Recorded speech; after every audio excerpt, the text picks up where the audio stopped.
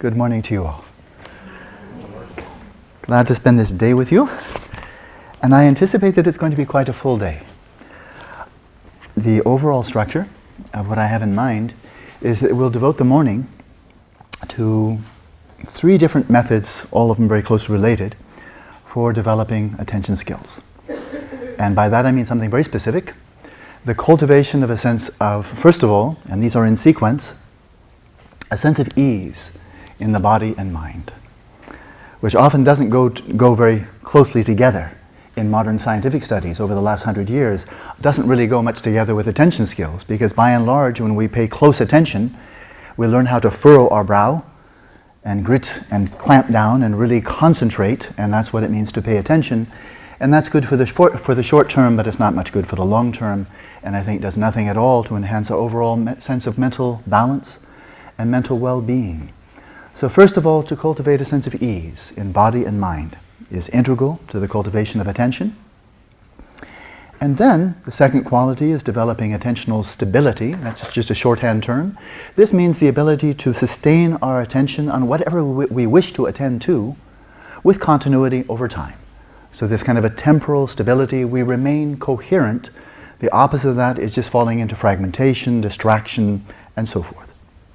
So that's the second quality of really being able to stay the course, maintain our attention on our chosen object, whether it's reflecting upon something, whether it's engaging in a conversation, whether it's at work, whether it's in some creative endeavor, athletics, meditation. The ability to sustain our attention over a long period of time.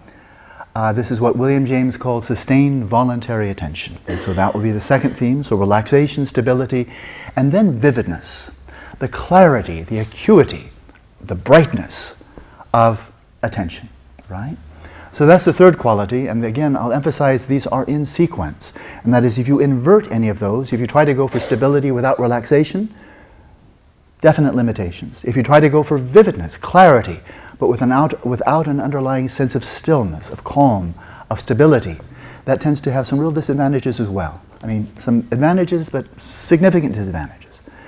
So, the overall method that we'll be using this morning for developing these attention skills will be variations on a theme, and that is of mindfulness of breathing.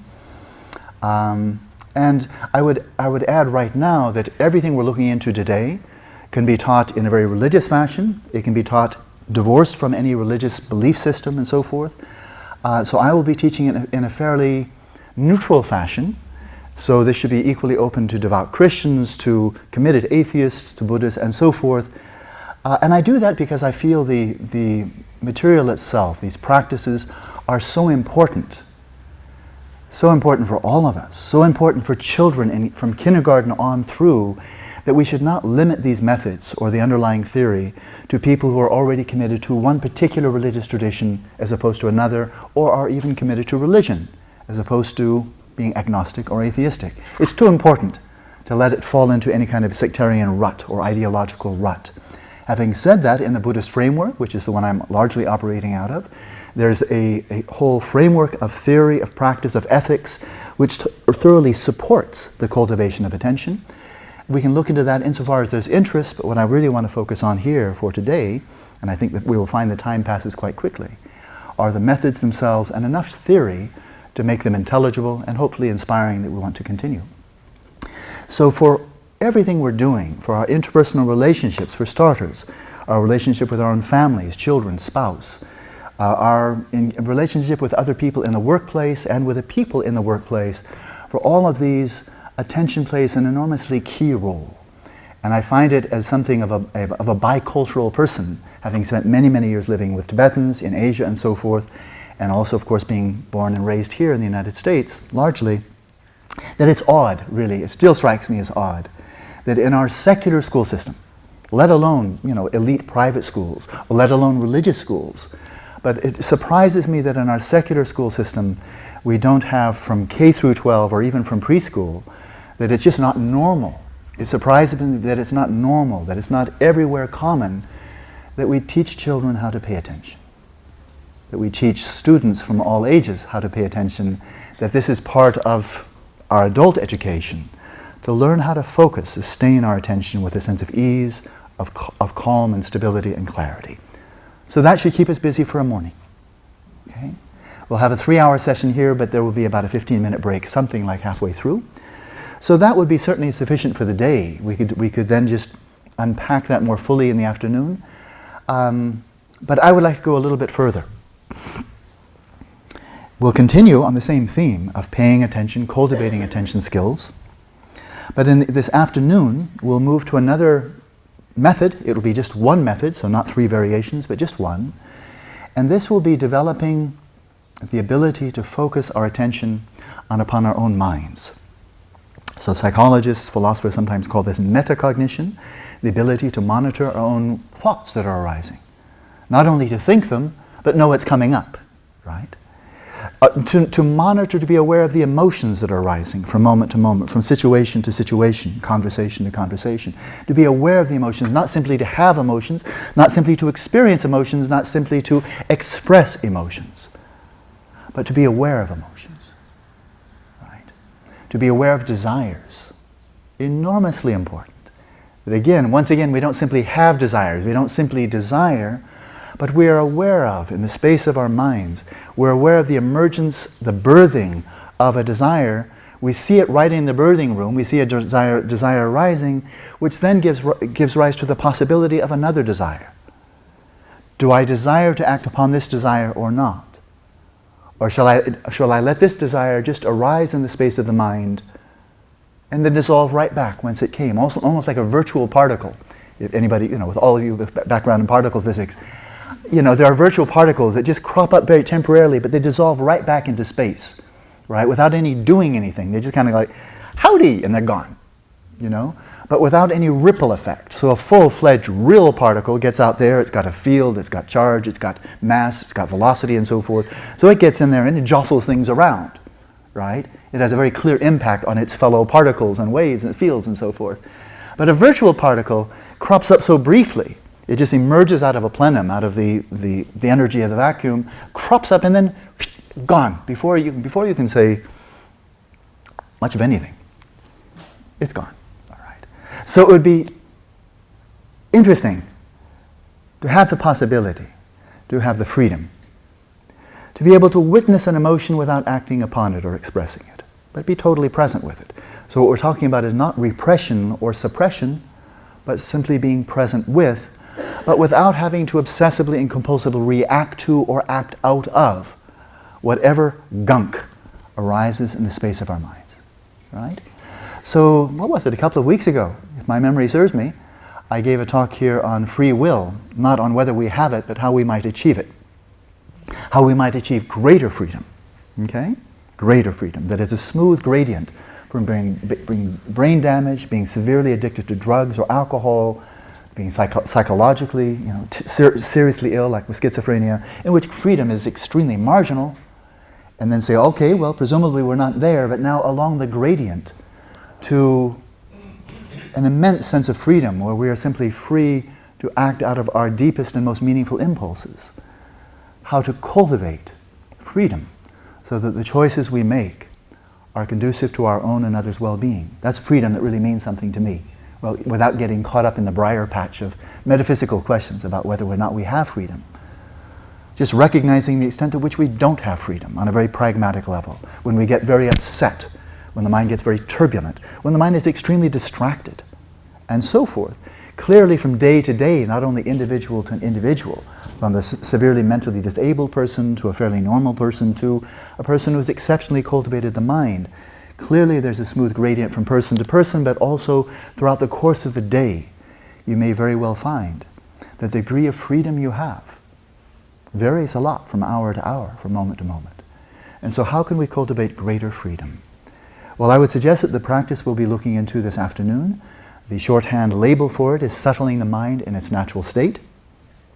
Settling the mind, but bringing just relaxing, it's again the sense of ease, of stillness, of clarity.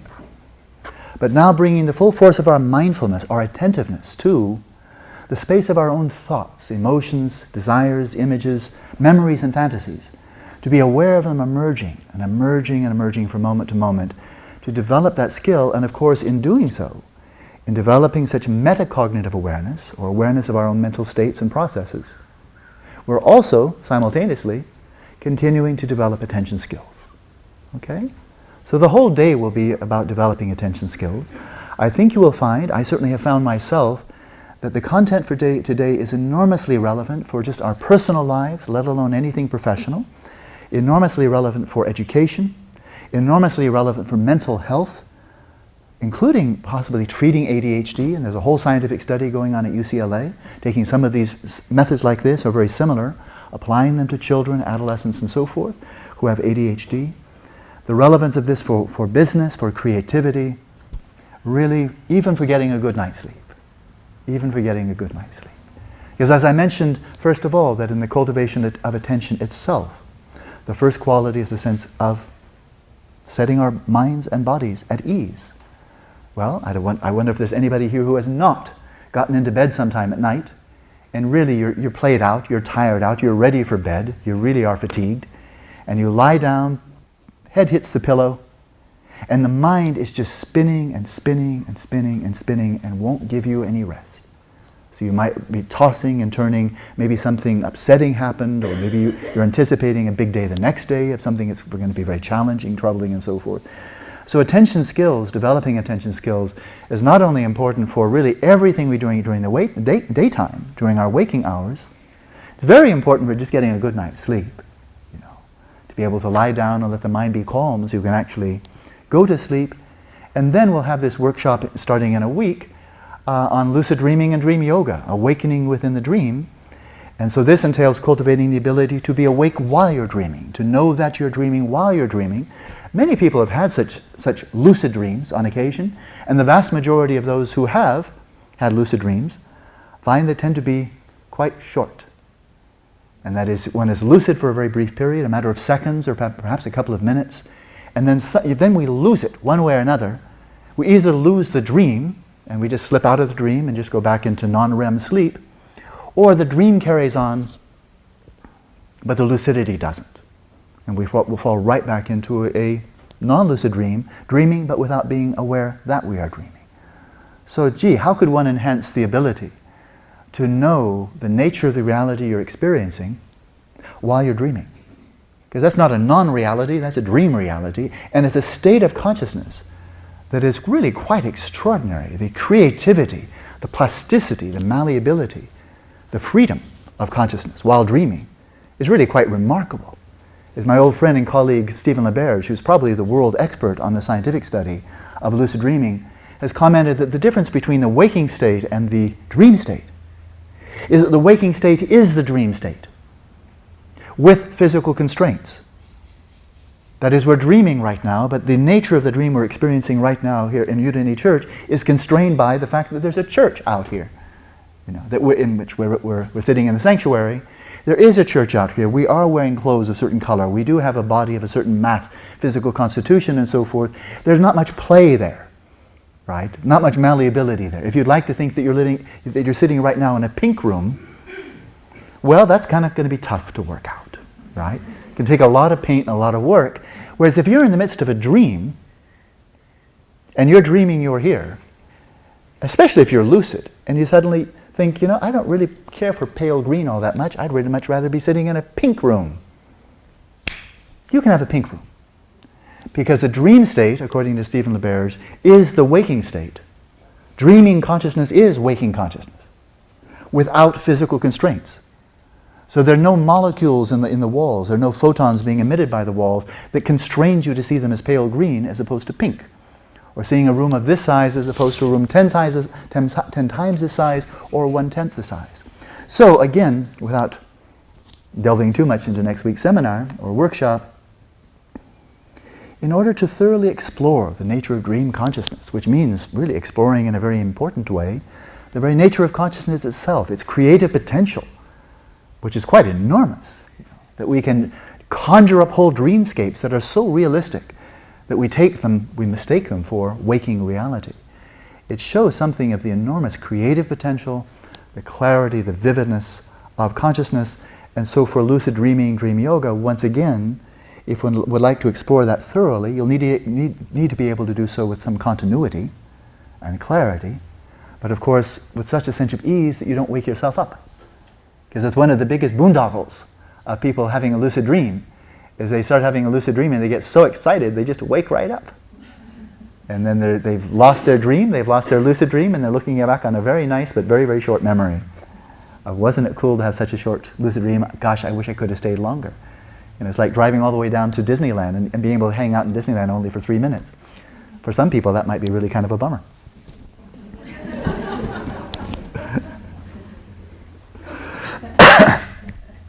So, I think without further ado, I'd like to go directly to practice. I'd like to give a bit of a preamble to this, drawing from one of my great heroes from the Western tradition, William James, and his brilliant comments, deeply insightful comments about the nature of attention. But I don't want to have any talk go on very long without it being interspersed with practice. It hadn't occurred to me to ask Kimberly or anybody else of my very kind people who work with me to suggest that people might bring yoga mats. So presumably that, did you? Oh, cool. We have plenty. Then in that case, wonderful. Anybody who would like to, I would invite you right now to go into the supine position. If you didn't, no problem. These chairs are really pretty decent. But if you'd like, we'll have about roughly a 20-minute session right now. If you'd like to go in the supine position, lying flat on your back, you'd certainly want a cushion under your head. The rug is a bit firm, but not bad. There's plenty of floor space up here. And up here on the podium, you're certainly welcome to join me if you don't have enough space down there.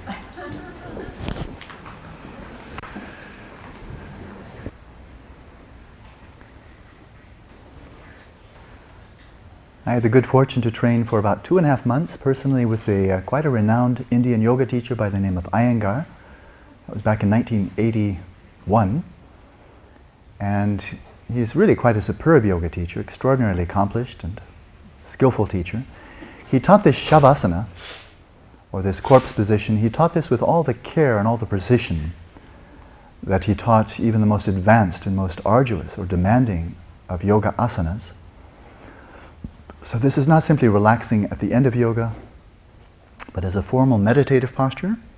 It's embraced in the Buddhist tradition as well as one of 4 classic postures for practicing meditation.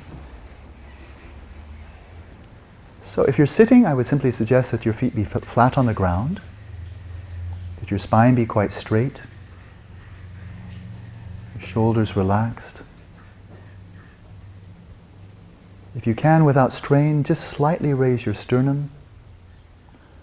The point here being that when you breathe in, it would be best if there's no pressure on your abdomen, that is, you're not scrunched down at all. Your abdomen can freely expand as you keep your abdominal muscles loose. Your abdomen can freely expand with each inhalation. So keeping your belly very soft and relaxed. In the supine position, this is all taken care of. Lying flat on your back, your body quite straight. So whether we're sitting or in the supine position, lying on our backs, let's begin by bringing the awareness into the field of the body. Be mindfully present throughout this entire tactile field, from the soles of your feet through your legs, your torso, your arms, right up to the top of your head. Let your awareness permeate this whole field of tactile sensations. Being mindfully aware of the sensations that arise throughout this entire field, both on the interior as well as on the surface of the body.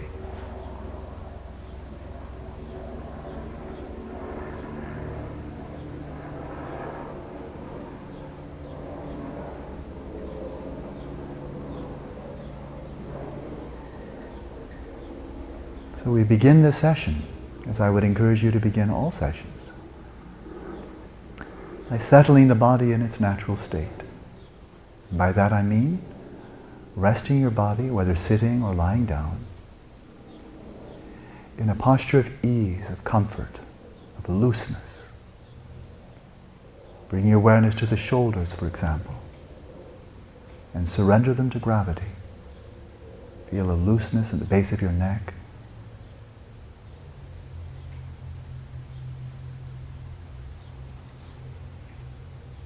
With your eyes gently closed, Bring your awareness to the face, which is often a point of concentration of tension, with clenching of jaws, furrowing of brows, hardening of the eyes.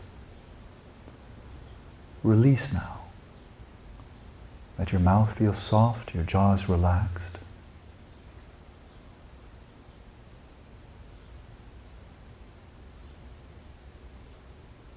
Your forehead open, loose, soft.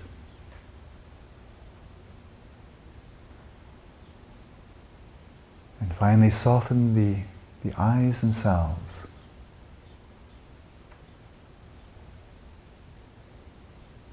Let your whole face take on an expression like that of a sleeping baby. An expression of having not a care in the world.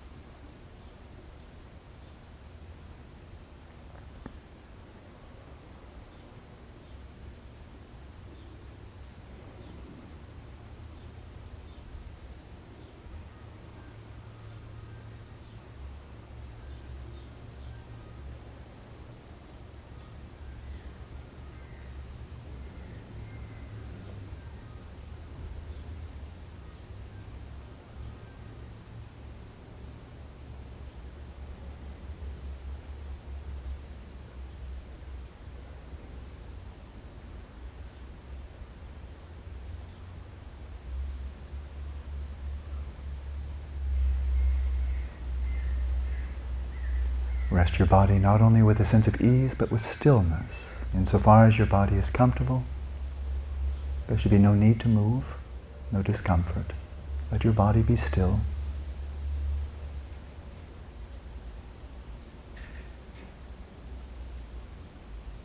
And thirdly, in terms of settling the body in its natural state, among these three qualities, if you're sitting upright, adopt a posture of vigilance with your spine straight, your sternum slightly uplifted,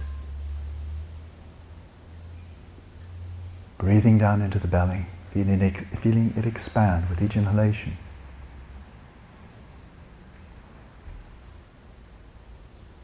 Falling back with each out-breath.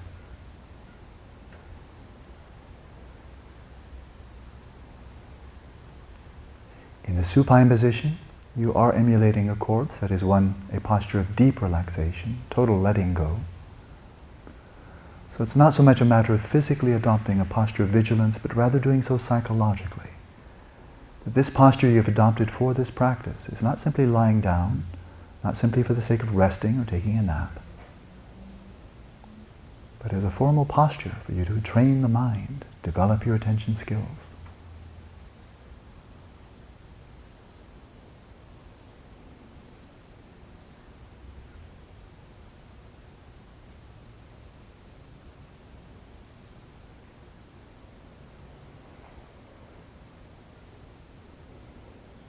With the body relatively settled in its natural state, imbued with the qualities of relaxation, stillness, and vigilance, now settle your breathing in its natural rhythm. This is not to make the respiration conform to some preconceived idea, but rather to let it flow unimpededly. Your in-breath, out-breath flowing without control, without effort. Breathing as effortlessly as if you were deep asleep.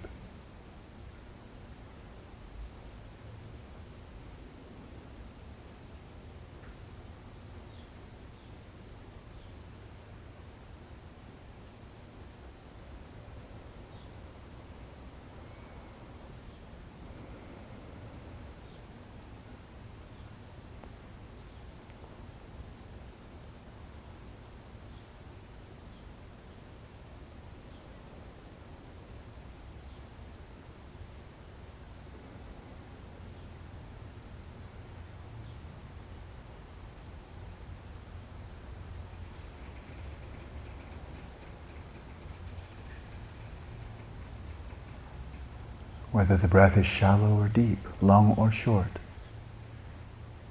Just let it be, without seeking to modify it in any way, whether it's rhythmic or arrhythmic.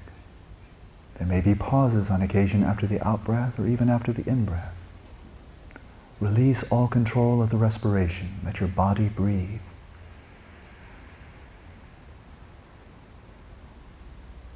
Without intervention from your will.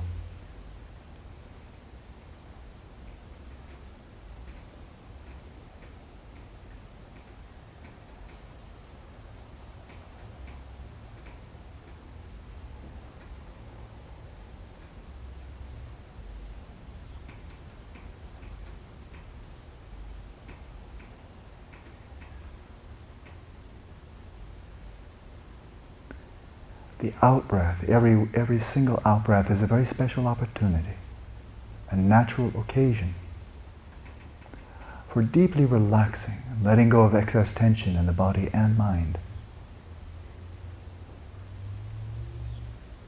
With every out-breath, continue to release excess tension in the body.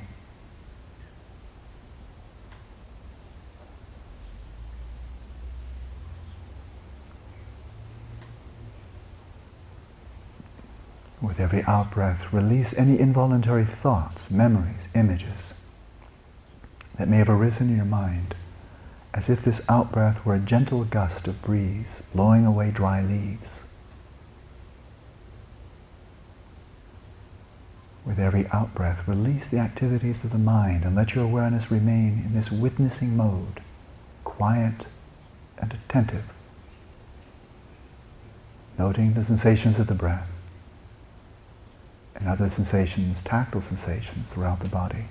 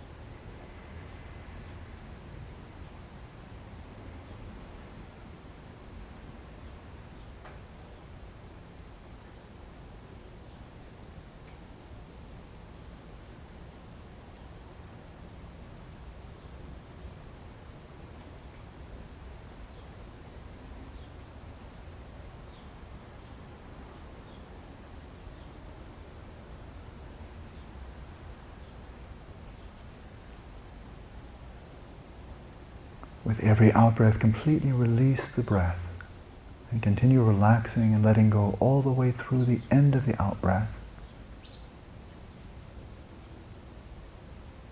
Continue relaxing as the inhalation flows in of its own accord like a wave washing up on the shore.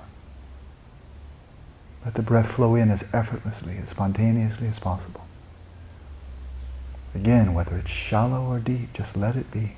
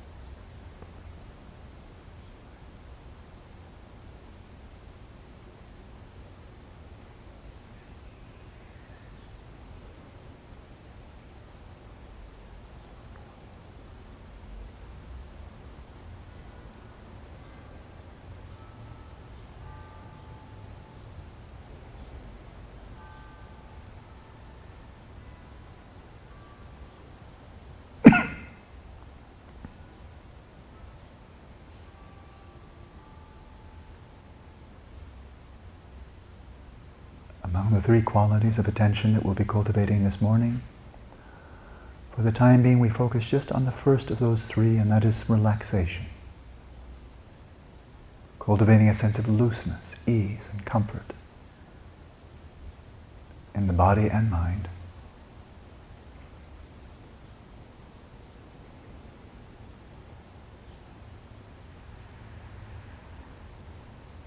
With a very simple attentional task, and that is simply to be aware of, to attend to whatever tactile sensations arise within the field of the body. The sensations of your body in contact with the ground or with your seat. The sensations inside the body of firmness and solidity,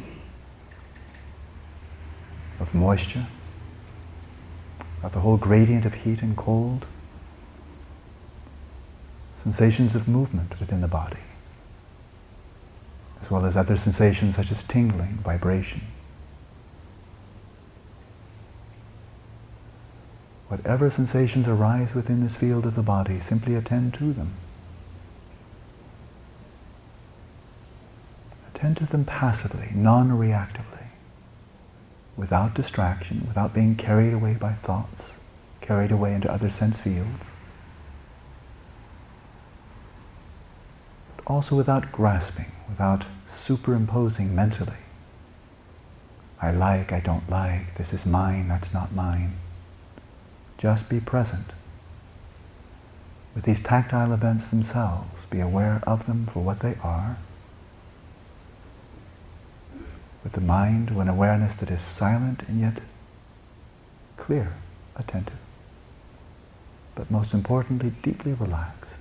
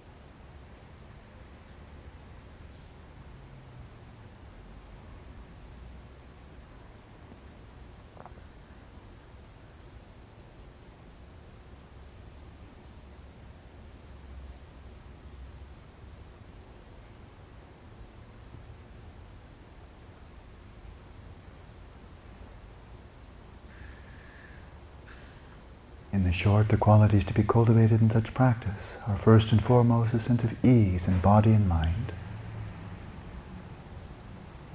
Secondly, an inner quality of stillness, of calm. And thirdly, a sense of clarity.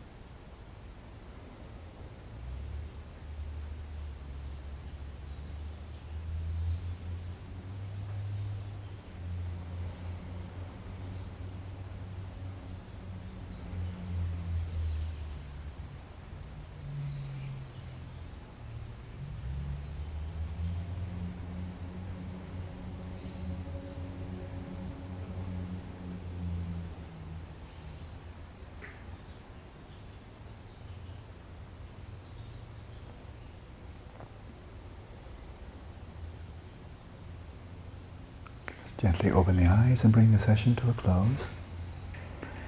For those of you in the supine position, I'd like to guide you to come out of that posture in the smoothest way possible. So to come out of the posture, I suggest you bring first one leg up, so foot on the ground. Then the other knee up. then in a fluid motion, drop your knees to one side or the other, wherever you have more space, and roll over onto your pelvis, so you're lying on your side.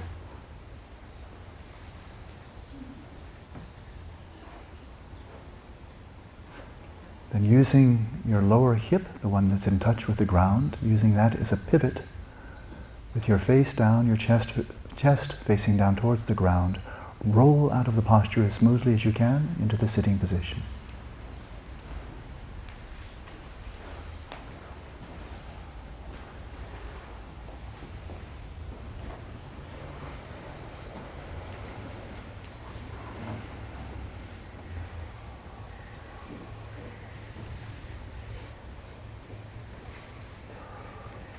Nina, you've done that many times, haven't you?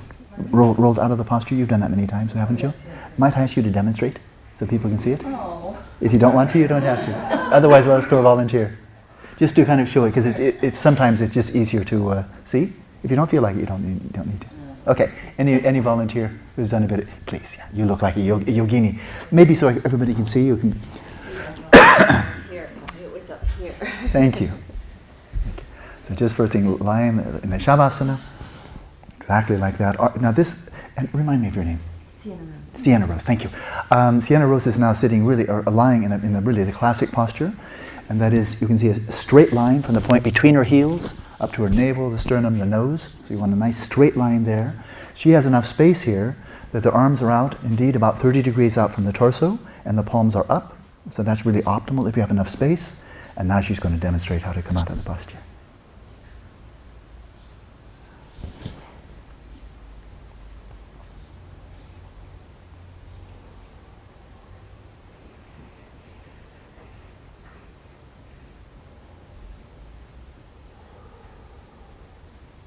Very fluid there. The whole idea is that when you're coming out, you don't jolt the body, have it get tight as you come out of the posture, but maintain that deep sense of relaxation.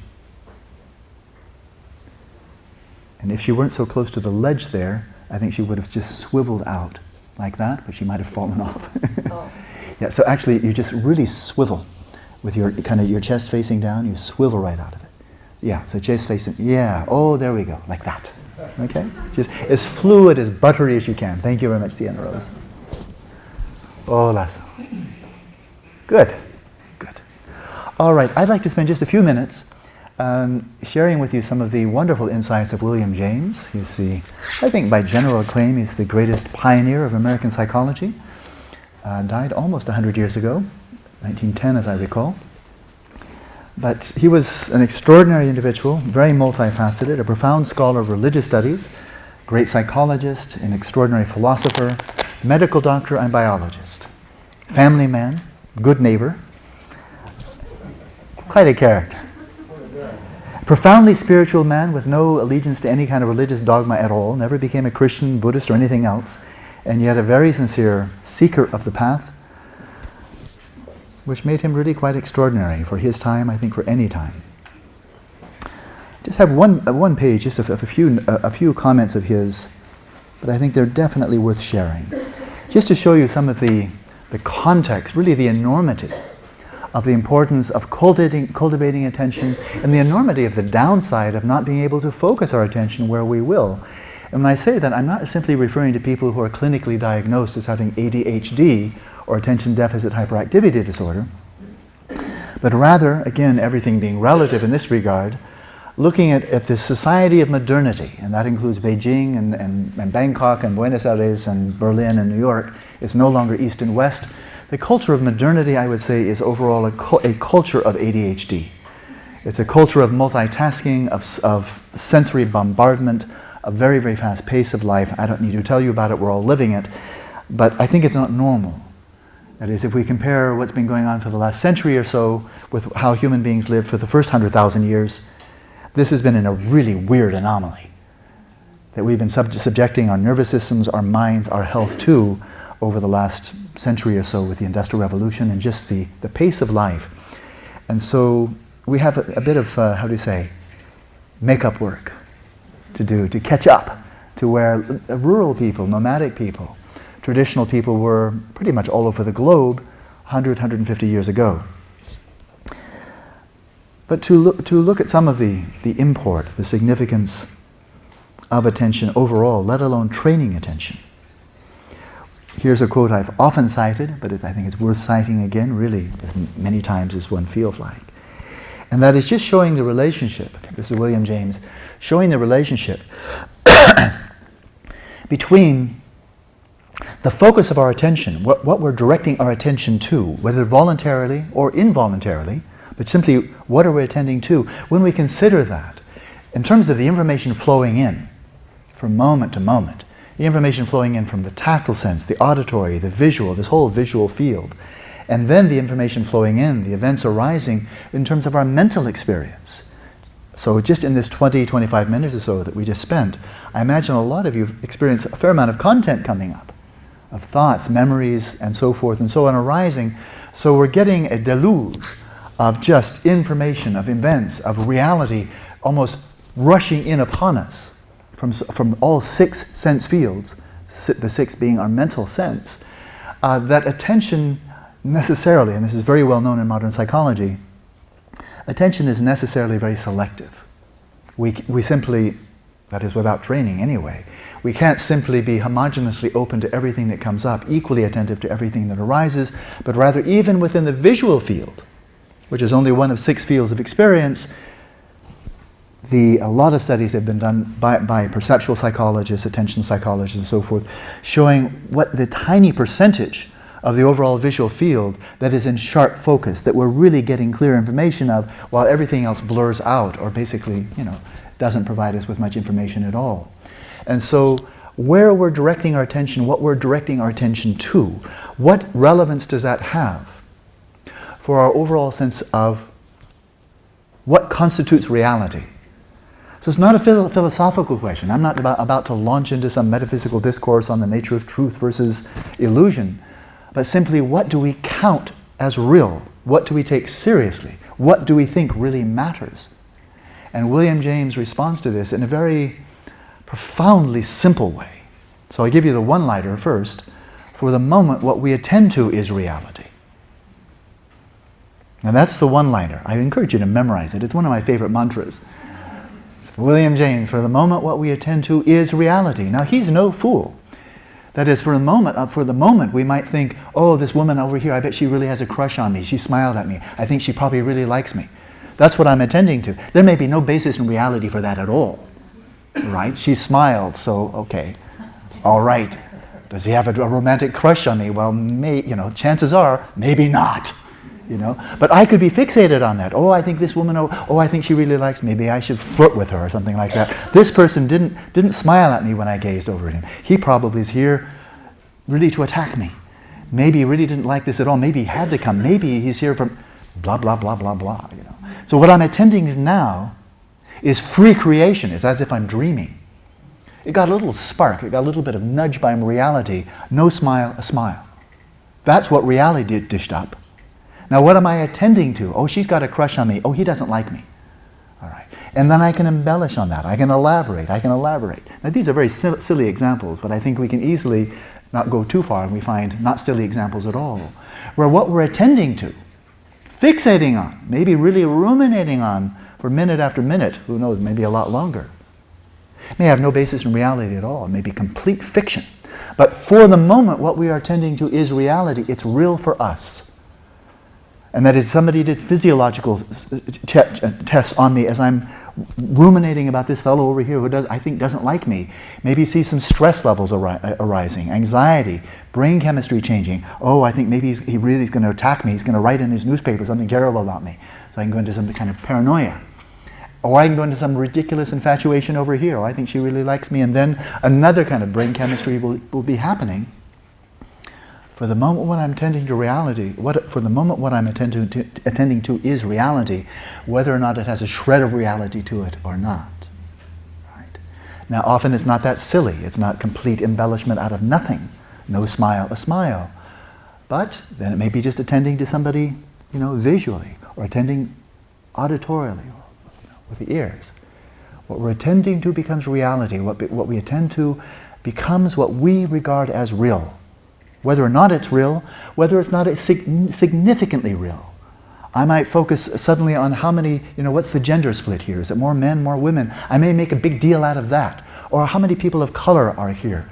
I may make a big deal out of that. Those are realities, but how significant is it? Well, if I really pay attention to it, then that becomes very real for me.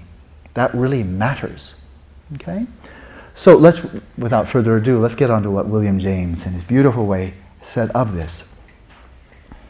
And I call this simply, the theme is the relationship between attention and the world of experience, the world that we take to be real.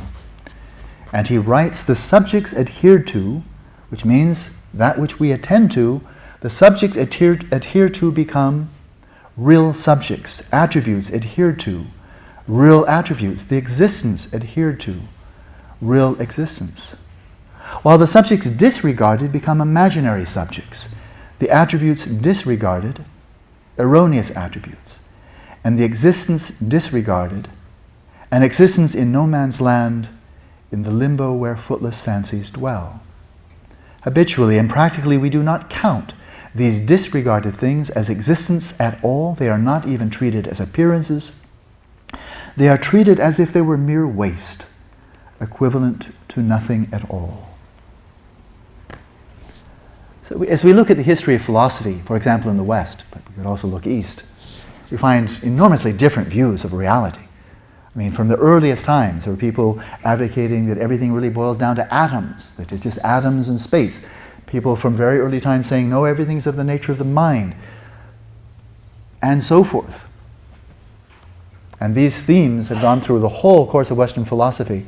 To my mind, a lot of the discrepancies, the arguments, the debates among philosophy are not a matter of one group being smarter than another, one group having a greater grasp of logic than another, but rather people with different temperaments, different backgrounds, different inclinations, attending to different aspects of reality, and then speaking, developing philosophies based upon what they've been attending to. And therefore, no matter how much they debate, if I'm holding a certain view and I'm trying to debate, mind is really important, consciousness is really important, it's not just an epiphenomenon, it's not just some kind of function of the brain, it's really important, but I can't persuade you to actually look at your mind, and let's imagine you spend 12, 14 hours a day looking at brains, you will come out with a neurocentric view of reality, a brain-centered view of reality. The fact that modern society, and again this is from Beijing to Santa Barbara, East and West, that modernity is so materialistic in so many ways, both in terms of pragmatics of consumerism, materialism in the sense of my happiness arises from matter, but also philosophically the notion that really we are just bodies with epiphenomenal thoughts and mental states, consciousness states arising. To my mind, there's a very simple explanation for this particular metaphysical view. It's what modernity is paying attention to. That is, from all through our education system, we're taught to look outwards. All the sciences are attending outwards. There isn't a science in the modern world. There is no science at all that is training us to look inwards with sophistication, with rigor, with accuracy, with dependability, in replicable ways, like scientists have been doing for the last 400 years, as they look outwards to material phenomena. So it was basically in the cards from the beginning that if you're pursuing a line of inquiry to know the nature of reality, and what you're attending to is objective and physical and quantifiable, you'll come out with a worldview that says that which is ultimately real is physical, objective, and quantifiable.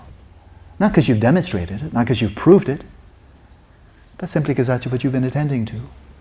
And things that we don't attend to, as William James said, they slip from the category of full-blown reality to a realm where footless fancies dwell, not even regarded as something that exists, not even treated as appearances, treated as if they were mere waste equivalent to nothing at all. I really could go on and on about this because I think he's tapped into something extremely deep in terms of overall worldview. What kind of a world do you think you're inhabiting? Big picture, but also in terms of a microcosm, a little picture of who are you as an individual. If I asked each of you to write, as a little workshop, I won't do it, but it would be an interesting little exercise. Tell me who you are. Some of you I've never met. At least your faces are not familiar to me. So I'm looking at you, I see a smiling face, right? I have no idea who you are. If I should say, please, I'd like to get to know you, would you please write me a bio? Who are you in one page? Give me a picture. What kind of a person are you? Man, woman, old, young, background, degree of education, married, not married, work, and so forth, where you've lived. What do you do? What do you value? What is important to you? Can you sum it up in a page? Or it could be 10 pages, or it could be 1,000 pages. What you would write, here's a big prophecy. And to take on the role of a prophet. Here's my prediction. You will write what you've been paying attention to. And you will not write down what you've not been paying attention to. Because what you're not paying attention to in terms of your own behavior, your mental states, what you've done, what you've not done, what you haven't been paying attention to doesn't count. Now, some of the things we don't pay attention to may be some of the most important aspects of our whole lives. But if we don't pay attention, they're still as real as ever. The impact on the world is still as real as ever. But we don't take them to be real. We don't think they count.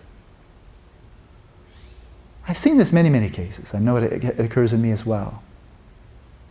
But in terms of self-image, are you a compassionate person or more cool cucumber? Are you a very intelligent person, insightful, or more just kind of ordinary?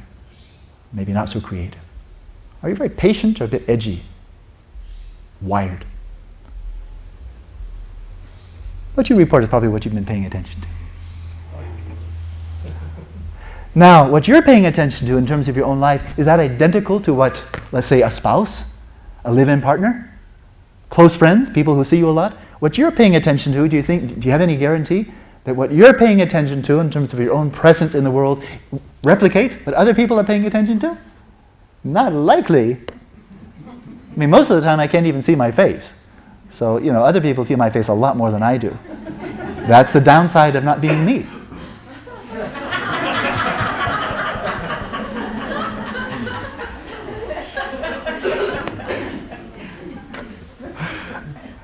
So I think this is an enormously important issue.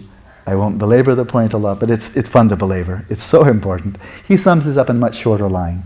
He said, each of us literally chooses by his way of attending to things what sort of a universe he shall appear to himself to inhabit. I think that's so simple and so deep. Ramifications are enormous. That by the way we attend to things, we are choosing, as we choose what to attend to. If we are even making choices, if our attention is not just yanked around like a dog on a leash by some drunken sailor, carousing all over town, like that. As we actually choose what to attend to, we are choosing what reality that we will feel that we are inhabiting. That's a big deal. It's not only for the present, but as I mentioned, I think just recently in that lecture on free will, and I won't go into a whole thing of quantum cosmology, as fascinating as it is, but the past is also not just one monolithic big chunk of stuff that happened. As if there's some universal absolute perspective on what really happened, and that's what really happened. There's no evidence that there is such an absolute perspective. And if anybody has it, it sure isn't us. And it's not the physicists, chemists, biologists, or anybody else of us human beings. All of us, as we attend to the past, are being highly selective. We have no choice in the matter. We have to be selective. As you think back on your childhood from age 5 to 10, how many days was that? 5 times 365? That's a lot of days. A lot of hours, a lot of minutes. Age 5 to 10, your own childhood. How was it? How did it go? What do you remember? Out of those, 1,500 days plus, how many days do you remember? How many days are real for you now? Highly selective. We can not only shape our present, which is enormously important, has great moral responsibility linked to it, our present moment, our conduct in the present moment. Not only can we shape the future, which is then unformed, we can also shape in a very real way, shape how the past will influence the present by what we attend to. It's very deep. It has nothing to do with me. Thank you, William James. With a big help from some quantum cosmologists, people like John Wheeler, Stephen Hawking, and some other brilliant minds, of the 20th and 21st century. So the enormity of learning how to cultivate attention, to literally choose what we wish to attend to make our choices wisely, winds up having very, very big implications. William James was passionately concerned with education throughout much of his life, and he was an educator. He taught at Harvard for, I think, close to 40 years. So he was a major educator, big public speaker. He would travel around the world. He spent time in the San Francisco area, taught at Stanford, traveled around the world, Chicago, Boston, New York, and so forth. Very, very popular lecturer. He was quite a big man on campus at Harvard. And so he was deeply concerned about education. This again, more than 100 years ago. And he had this to say about the relationship between attention, the cultivation of attention, and education overall. He writes, the faculty of voluntarily bringing back a wandering attention over and over again is the very root of judgment, character, and will. An education which should improve this faculty would be the education par excellence. But it is easier to define this ideal than to give practical instructions for bringing it about. And he adds, in education, the power of voluntarily attending is the point of the whole procedure. Just as a balance turns on its knife edges, so upon it our moral destiny turns.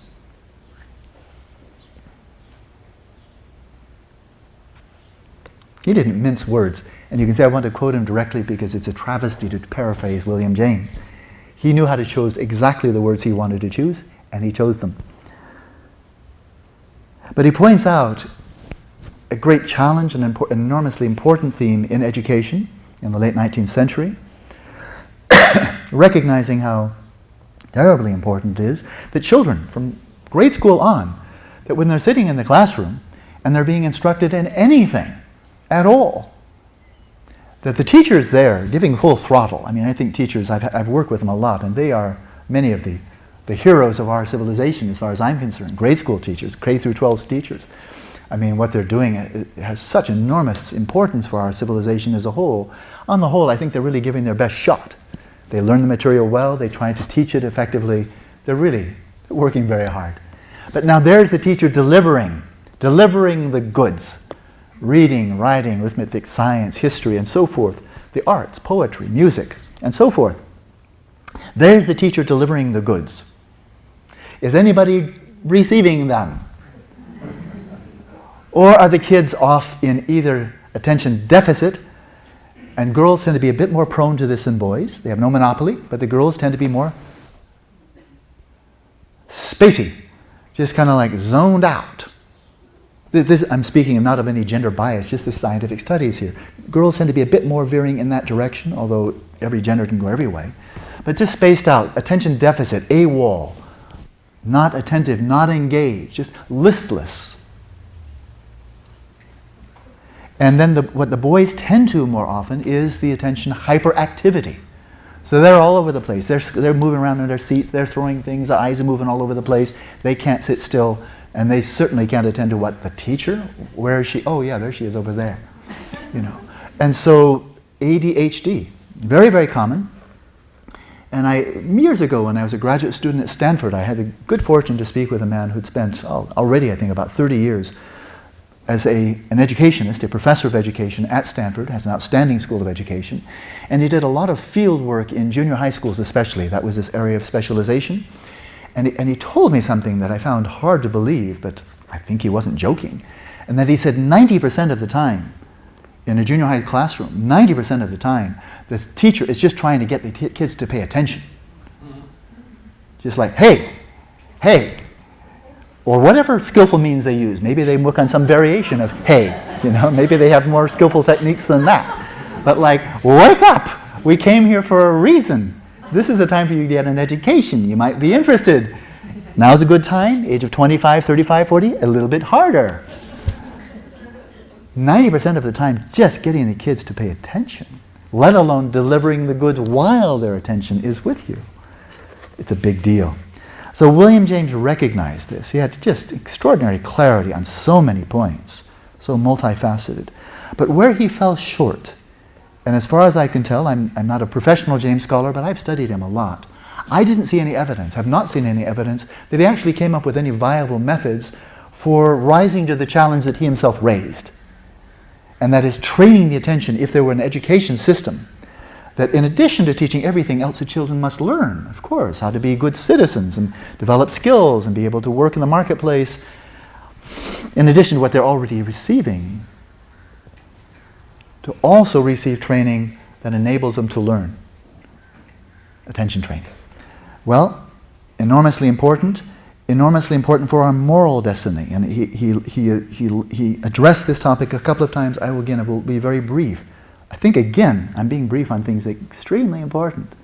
We encounter moral dilemmas, moral challenges, temptations.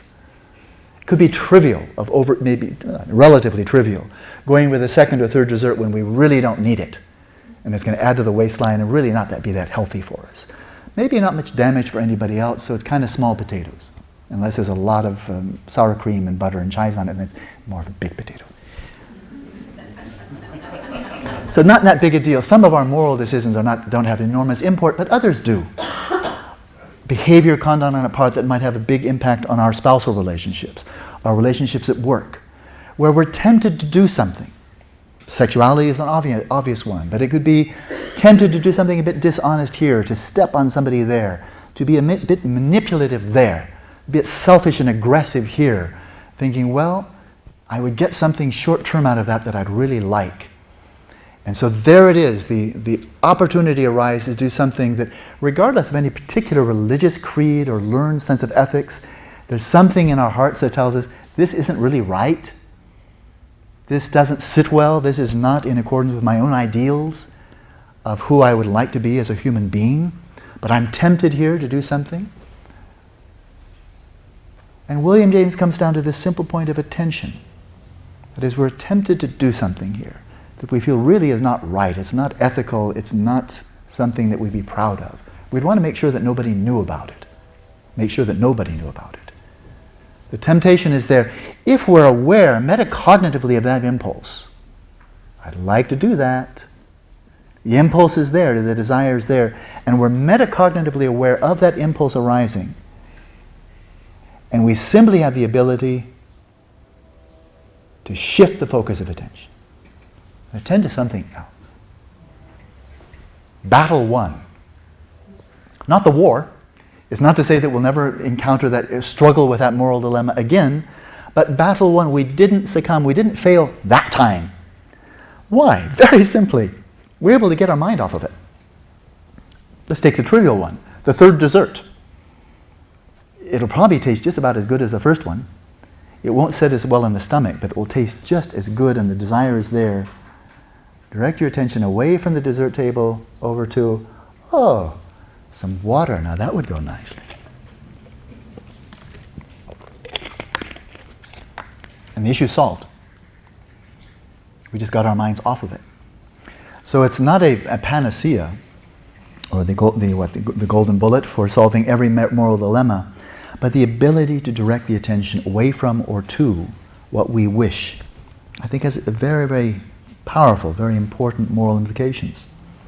In terms of our overall development as human beings, William James writes, a person who has daily inured himself to habits of concentrated attention, energetic volition, and self-denial in unnecessary things will stand like a tower when everything rocks around him and his softer fellow mortals are winnowed like chaff in the blast.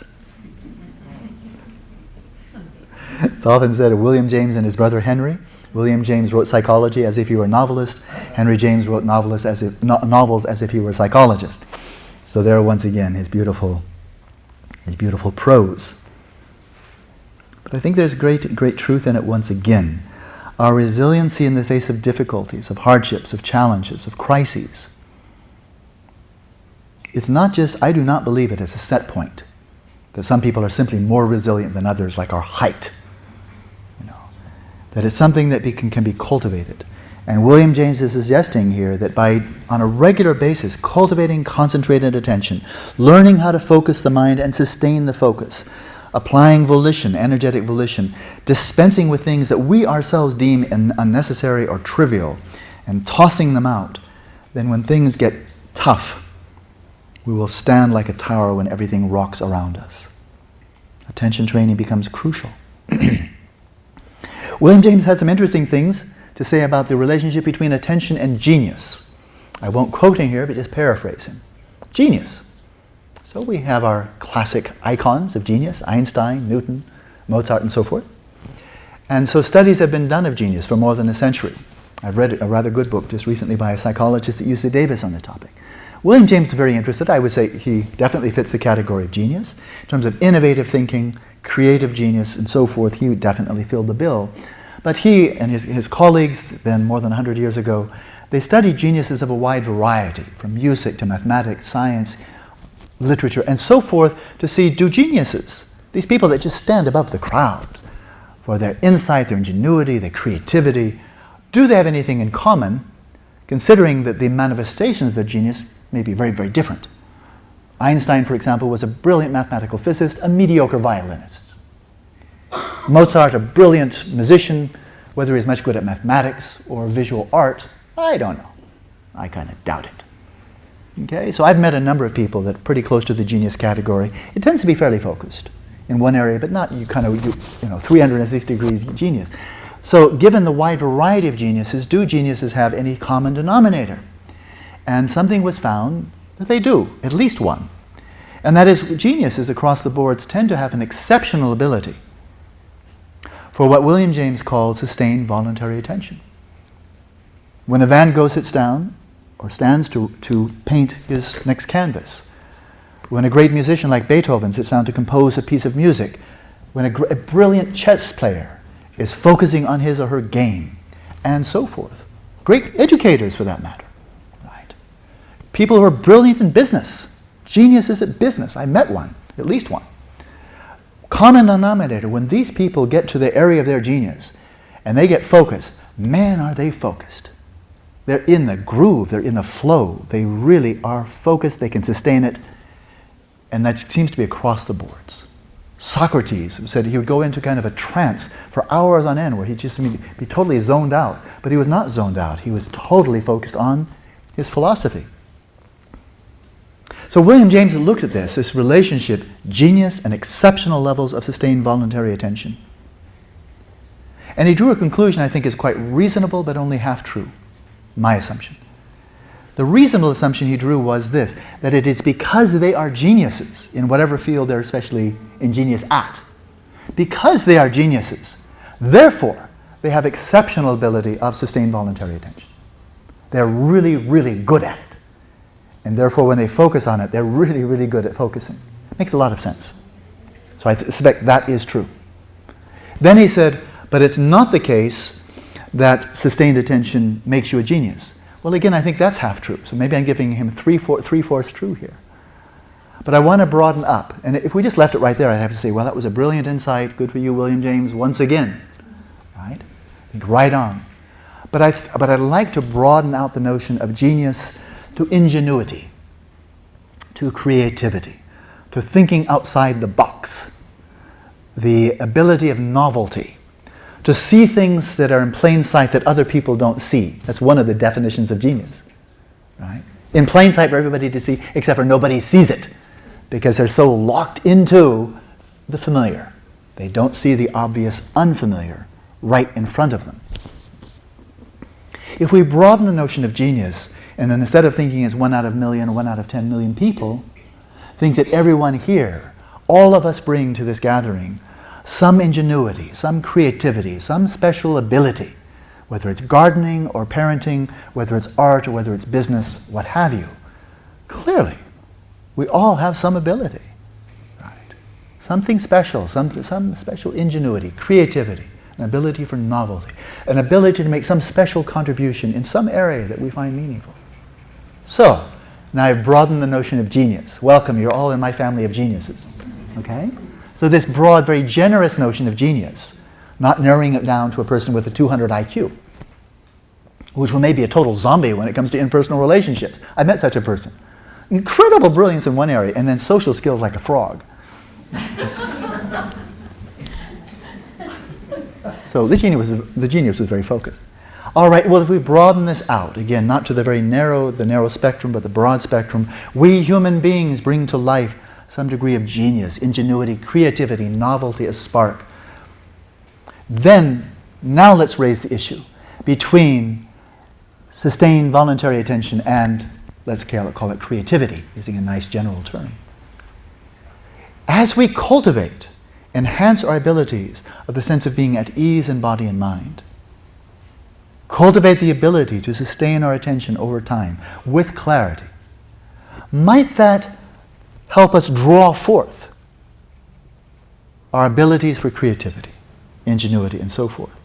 Might that help bring to the surface, bring to consciousness, bring to life whatever creative impulses that we especially have? Might that be helpful? In my mind, it's no longer a question. The answer is clearly yes. Clearly yes. We know from the history of discovery that many of the greatest discoveries are when the great discovery is just sitting on a tram. I think it was Niels Bohr sitting on a tram. Boom, came a new model of the atom. Another one dreaming. Another one lying in a bath. Another one just relaxing in between work. This happens in the spiritual domain as well. Some of the most deepest insights are coming not when one is striving diligently, but in between sessions, one eases off a little bit, and then, boom, the clouds open up and some really wonderful insight happens. So I think when we think very generously of the notion of genius, as something that we all share in varying degrees and in various ways, then we may be proactive in drawing forth, creating the circumstances so that our native impulse of genius, of creativity, of ingenuity, can more spontaneously be displayed and be shared for our own good and the good of those around us. I think the cultivation of attention is key here. And I think if we look at the opposite, I think it becomes all the more obvious. On those occasions when the mind is just scattered, it's strained, we're feeling stressed out, rather fatigued, ill at ease, locked in and rigid, how creative are you then? Creative in terms of cultivating a very meaningful and joyful relationship with a spouse. There are people who are geniuses at being spouses, right? Geniuses at being parents. Geniuses at being friends. They are really good friends.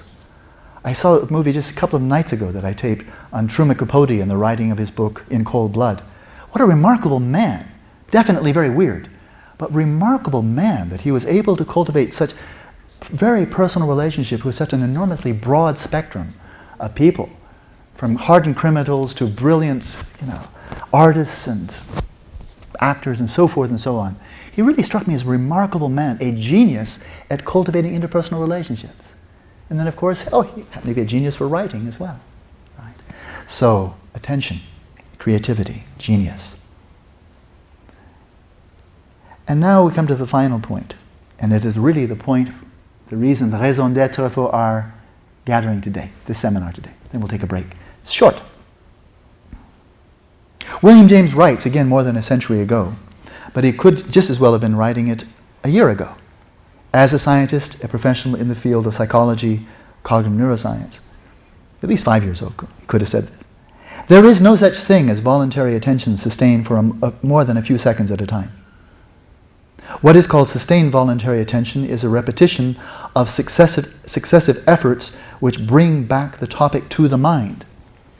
So he studied attention. His colleagues in this first generation of professional psychologists, they studied attention, and they found that in terms of the human ability to focus on an unmoving object, like let's say a mental image, visualize Santa Claus, hold the image, Santa Claus, here we come. Most people, 3 seconds and it's gone, if not shorter. 3 seconds is a maximum. Now that was a century ago. Stephen Koslin is one of the leading psychologists in the country at Harvard who studied mental imagery a lot. So he's had a lot of Harvard undergraduates in the lab, and he's had them visualize this, that, and the other thing, and he studied them, studied the brain correlates and so forth of ability to sustain mental imagery. His studies now, a good century after that of William James, indicates that the longest that people can hold a mental image, and these are very bright young people, Harvard undergraduates, 7 seconds. So they doubled it from the time of William James. Maybe because it was Harvard, Who knows? No guarantee there.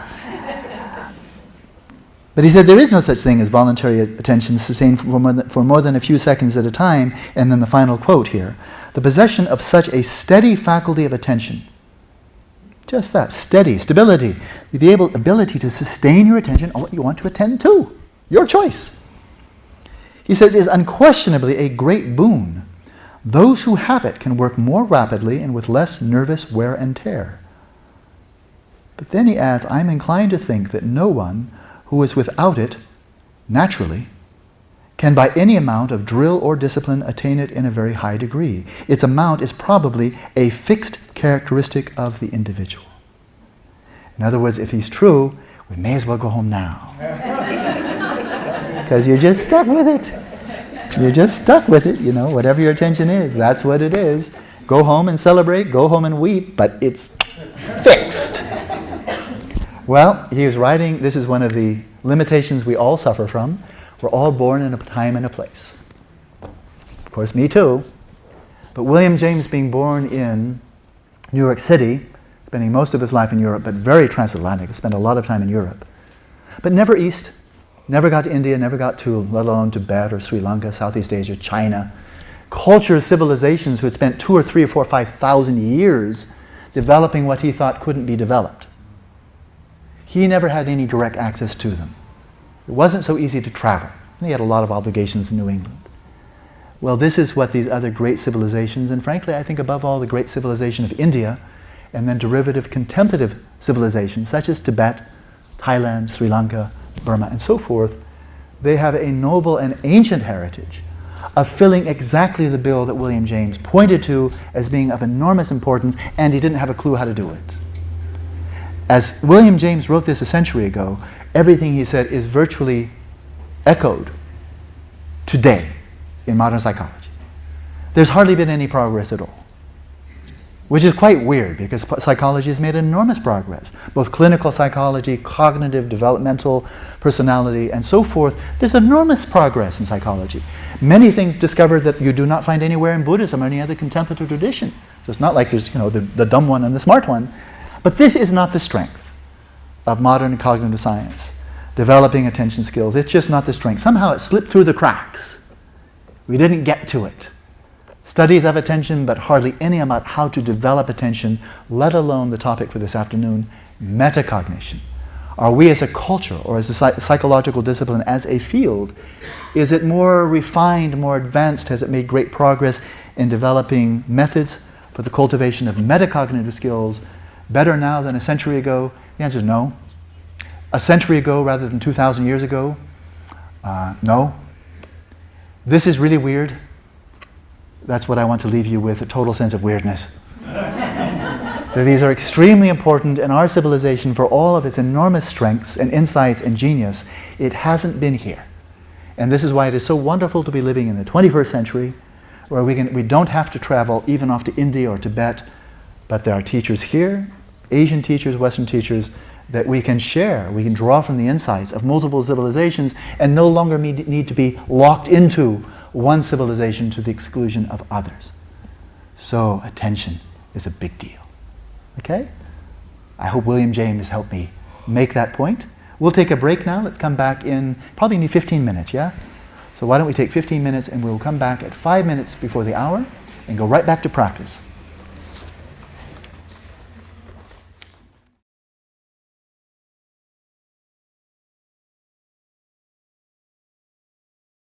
One short session, a very short Dharma talk, trying to cover the first page of notes, and then we will have time before our noon break just for some open discussion, at least 20, 25 minutes. So let's speed up so we can slow down. If you'd like to be in the supine position, you're welcome to. Sitting is just fine. This will be a fairly short session. We'll now start upping the ante, and that is simultaneously cultivating the relaxation, deepening that, but now moving also towards the explicit cultivation of attentional stability. And we're going to combine two methods in one session, so we'll go for vividness as well. So please find a posture that is comfortable for you. This will be about 20 minutes.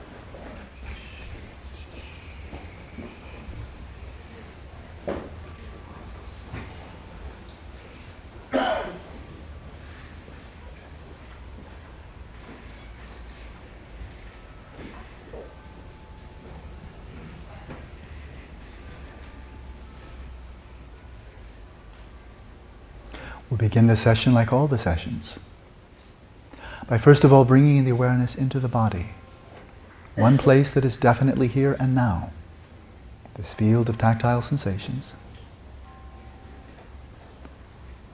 And let your awareness permeate this whole field of tactile sensations like a gas filling a room, mindfully present throughout the entire body.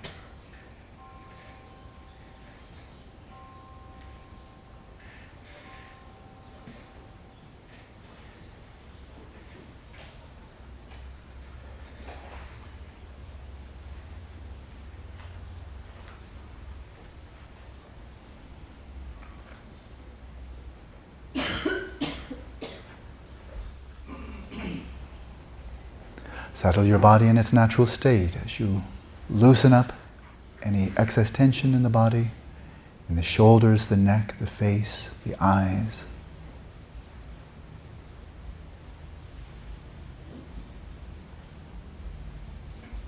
For the duration of this session, let your body be as still as possible apart from the movement of the breath, but with no unnecessary movements of fidgeting, scratching, and so on.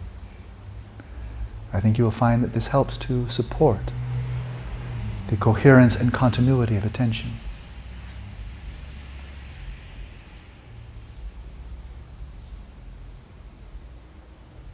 At least psychologically adopt a posture of vigilance, even in the supine position.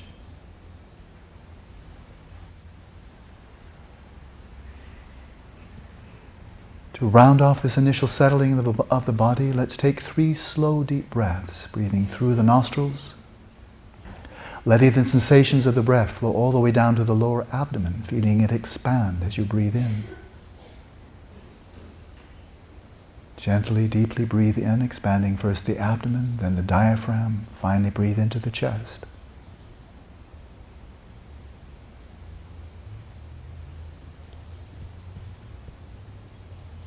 And when you've inhaled almost to full capacity, then effortlessly release the breath, mindfully attentive of the sensations related to the breath as they arise throughout the body.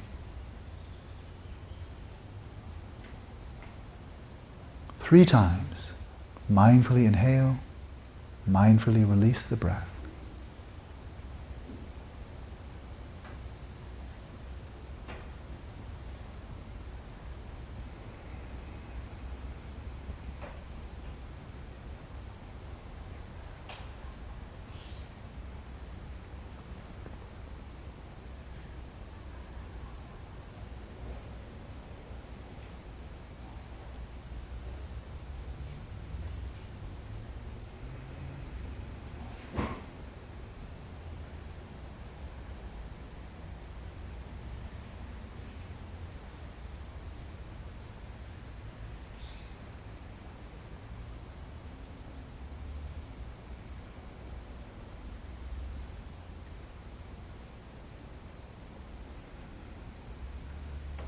And let your respiration settle in its own natural rhythm.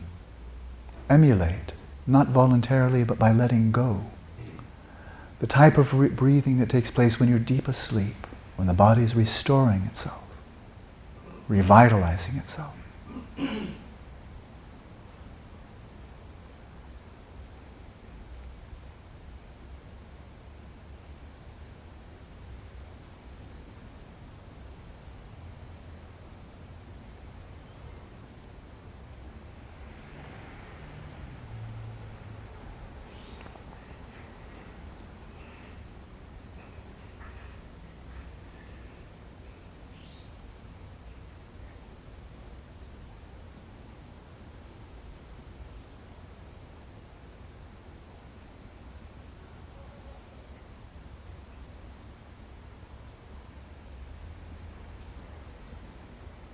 For the moment, let your awareness continue to be diffuse, but not vague, not dull, but diffuse as your awareness permeates the whole field of the body, aware of whatever sensations arise within this field. Especially those sensations correlated with the in and out breath.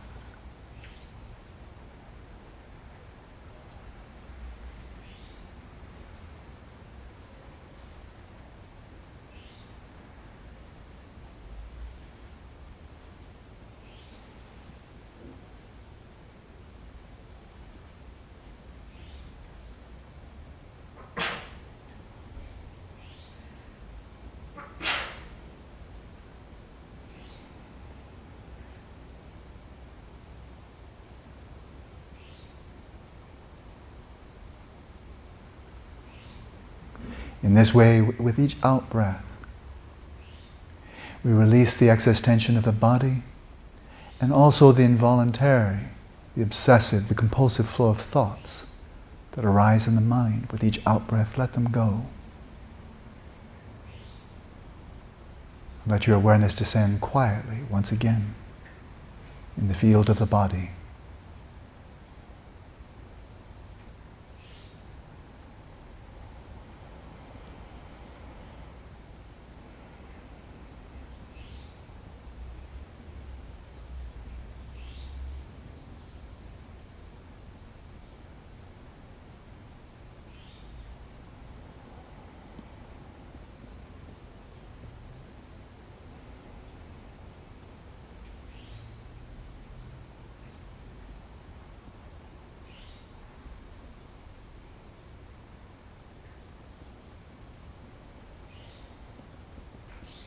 Now let's more narrowly focus the attention in order to cultivate, in addition to relaxation, the stability of attention, but the stability emerging out of relaxation, not at the expense of relaxation.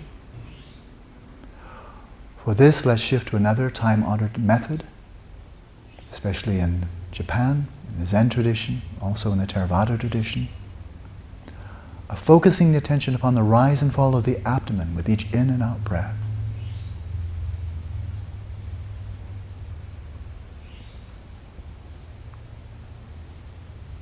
Again, this is called bare attention, in the sense that we're not imagining the abdomen, we're not visualizing the breath, but resting in a mode of awareness, of pure observation, of naked awareness, just attending to tactile sensations themselves, correlated with the in and out breath, with the rise and fall of the abdomen.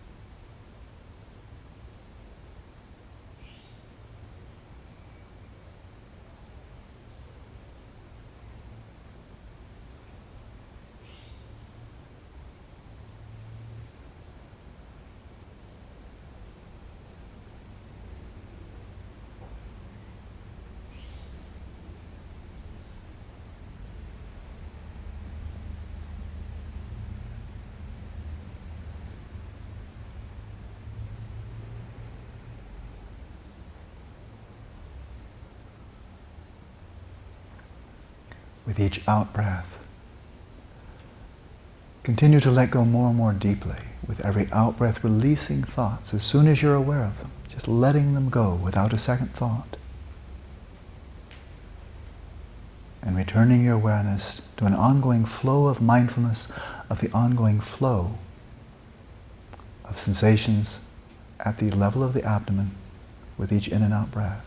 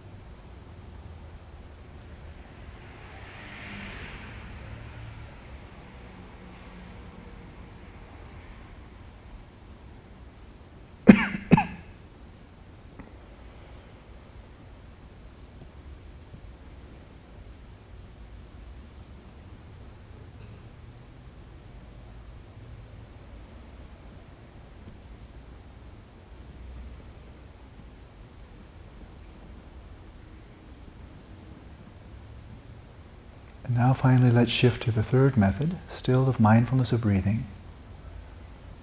In this method we will synergistically cultivate an ongoing deepening sense of relaxation, of stability,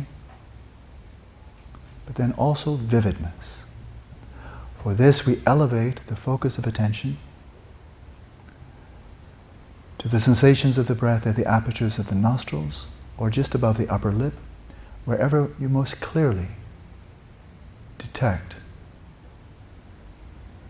the sensations of the in and out flow of the breath.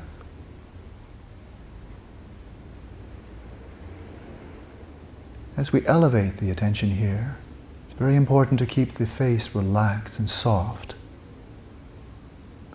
the forehead spacious, the eyes soft and unfocused. This is not a matter of focusing the eyes, but simply focusing your mental awareness, your attention, on these sensations of the breath right at the portal of the breath entering the body, the gateway of the nostrils.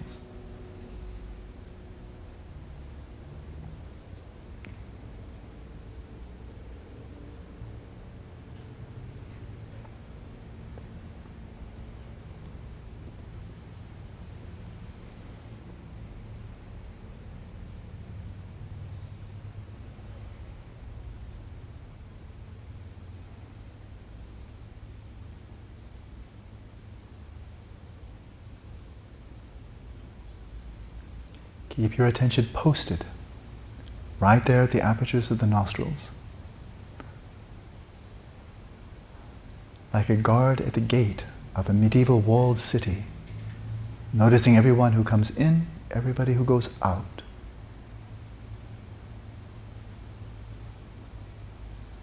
Station your attention, your mindfulness right there.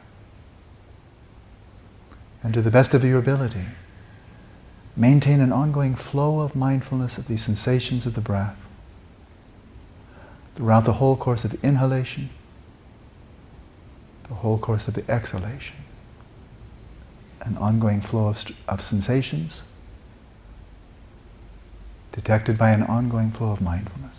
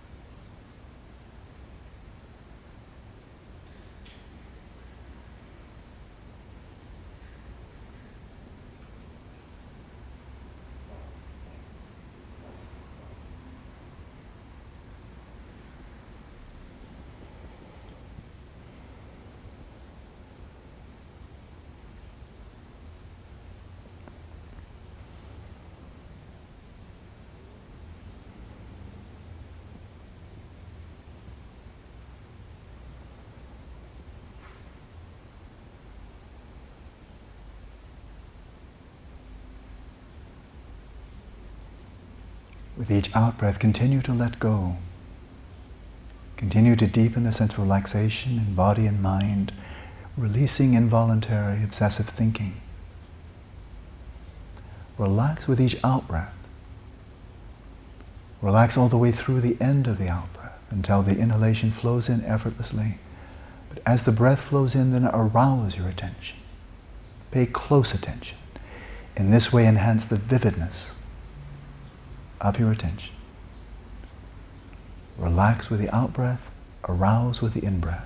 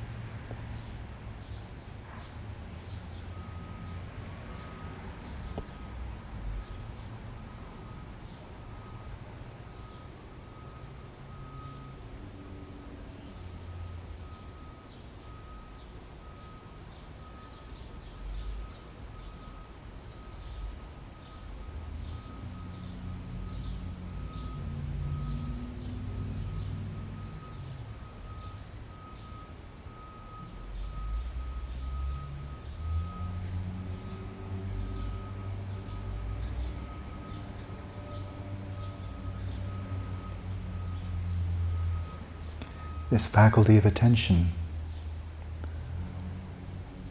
that enables us to sustain attention upon a chosen object over time without forgetfulness, is called mindfulness.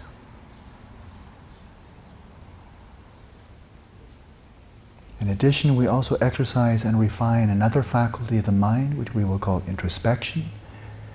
And this is our ability to monitor the meditative process, to monitor the quality of attention, to note quickly whether you've simply fallen into distracting thoughts, whether the attention is veered off to some other sense field, or whether the mind has simply become dull, lax.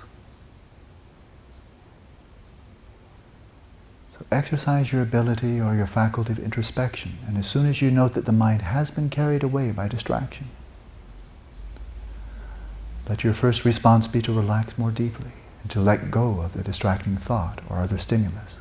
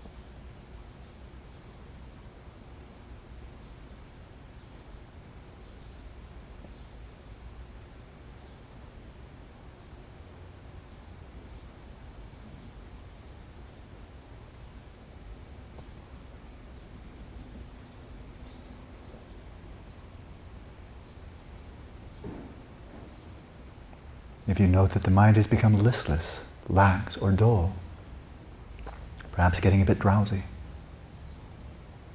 note this with your faculty of introspection.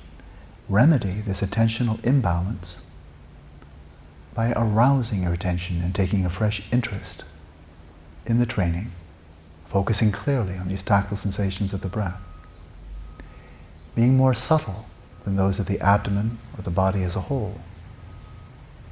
This gives us an opportunity to hone our skills of clarity, of acuity, and vividness of attention.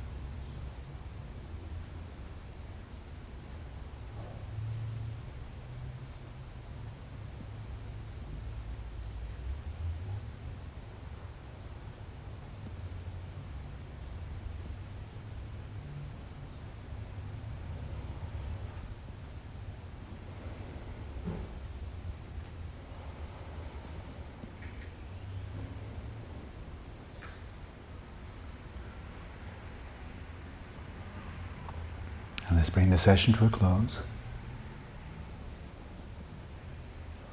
Gently opening the eyes, and if you're in the supine position, come out of that position step by step as smoothly as you can, so the body retains the deep sense of restfulness and looseness that it currently has.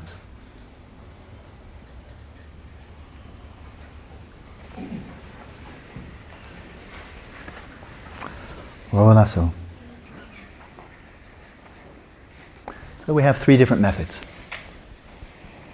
Full body awareness, which is generally best done in the supine position. If you're really going for very deep relaxation, the body doesn't get any more relaxed than when it's trying to emulate a corpse. So there's that mode. And then there's and that's really primarily for relaxation, focusing on the rise and fall of the abdomen. This is done in the Zen tradition. It's called the Burmese technique in Theravada Buddhist tradition. Focusing the attention downward tends to be very helpful for stabilizing, grounding the attention, so it's not so prone to excitation or agitation. It's a fairly large area, so the sensations are pretty easy to detect. But again, a deepening sense of relaxation as the mind is becoming calmer and stabler, and then focusing up here at the apertures of the nostrils, or here just above the upper lip. And there the sensations are subtle, and they're not only subtle, but they get subtler as you go deeper into the practice. Your breathing, the sheer volume of air is bound to diminish gradually as your whole system settles more and more deeply into a state of equilibrium, of calm, as opposed to when we're really physically agitated or emotionally agitated, the breath tends to be big volume. So as you progress in this practice, the sensations of the breath tend to become subtler and subtler, which then in turn encourages us or provides us with the opportunity to cultivate greater and greater clarity of attention. So we have these 3 different modes. Any one of them you can practice for a full session, or you can practice all three modes sequentially in a single session, 20, 25 minutes, something like that. But I would also suggest that these 3 different methods, again, full body, abdomen, apertures of the nostrils, you can shift from these rather like you'd shift in a standard transmission car, first, second, third gear, depending on the terrain you're traveling over. So on those occasions, if you ever have such occasions where you, especially at the end of the day, you feel pretty wasted, maybe a bit stressed out, it's been a tough day, the mind is agitated, the body feels stressed, you really don't feel like meditating at all, you just don't feel very good in the body, and the mind, again, stressed, tight. You may not feel like meditating, but consider this. You just come home from work, or you just sit down your work, whatever it was that got you so uptight and tense is over. You could just go off and watch television or read just something just to kill time. Or you could go into your bedroom, let the lighting be really soft, very, very soft light. Lie on top of your bed. If it's a bit chilly, just throw a blanket over your body, especially the torso. Lie on your back, arms out to the side, nice pillow under your head. Let your eyes just gradually, gently close. So you don't have to meditate. Just lie there and breathe. Just breathe. And just let the breathing unravel itself. Especially when we're emotionally pent up, when we're upset about something, we're tight, we're anxious, what have you, then that definitely has an impact on the breathing. Now let the knots in the respiration unravel. The knots in the shoulders, as you surrender your shoulders to gravity. The knots in the face, big magnet for tension, melting. And just lie on your back. Let your whole awareness just slip into and saturate the whole field of the body, but saturate it kind of like a ground fog, filling a valley, but hugging the floor of the valley, or if there's a pond in the base of the valley, hugging the water. So let your awareness come and hug, descend into and be present with what in Buddhism is called the earth element, common in traditional societies. The earth element simply being those sensations of solidity, of firmness, where your body's in contact with the bed. And I choose the bed just because it's a nice soft platform. If you prefer a yoga mat, go for it. But something really comfortable, again, soft lighting, and just breathe, and then every out-breath, just release thoughts of the past, the future, the present, release and release with every out-breath, and just mellow out. So never mind meditating, just try that. To my mind, that's a much more restful prospect than many other ways of killing time when we're feeling really stressed out, which tends to just kind of like smother the symptoms rather than getting any deeper. This one doesn't smother symptoms, it's actually first aid. It's psychological first aid for the nervous system, for the whole body. It's really healthy. And if you do this, just by the way, just before falling asleep, so the day's over, whether it's a really stressful day or not, now you're in bed, you've gotten into your pajamas or whatever you sleep in, and there you are. Same thing before you actually roll over into your normal sleeping posture, just spending a few minutes, 5, 10, maybe even 20 minutes, supine position, and just doing this practice. The chances are it will give you a much more restful night's sleep and be able to fall asleep with greater ease and much more, how do you say, restorative sleep. So, first method, like first gear, rough terrain, a lot of potholes, you're going uphill, just do this. It's been a tough day. This practice, though, pretty sweet. The second practice, when you're not feeling particularly stressed out, but the mind is still quite agitated, maybe normally agitated, focusing here tends to stabilize, but again, very calming, very gentle. Second gear. Other occasions, the road is pretty smooth, you feel pretty good, pretty normal, assuming normal is pretty good. And here you focus here on the apertures of the nostrils. And now you're synergistically cultivating these three qualities, relaxation, stability, vividness, but they really all enhance each other. And that is, the calmer the mind becomes, the more relaxed you become. But the calmer and the more stable the attention becomes, then it's easier to start arousing that sense of vividness, the clarity. Both temporal clarity in the sense of being able to discern very brief events, but also qualitative clarity in the sense of being able to detect quite subtle events. So very brief and very subtle. So, those are three methods.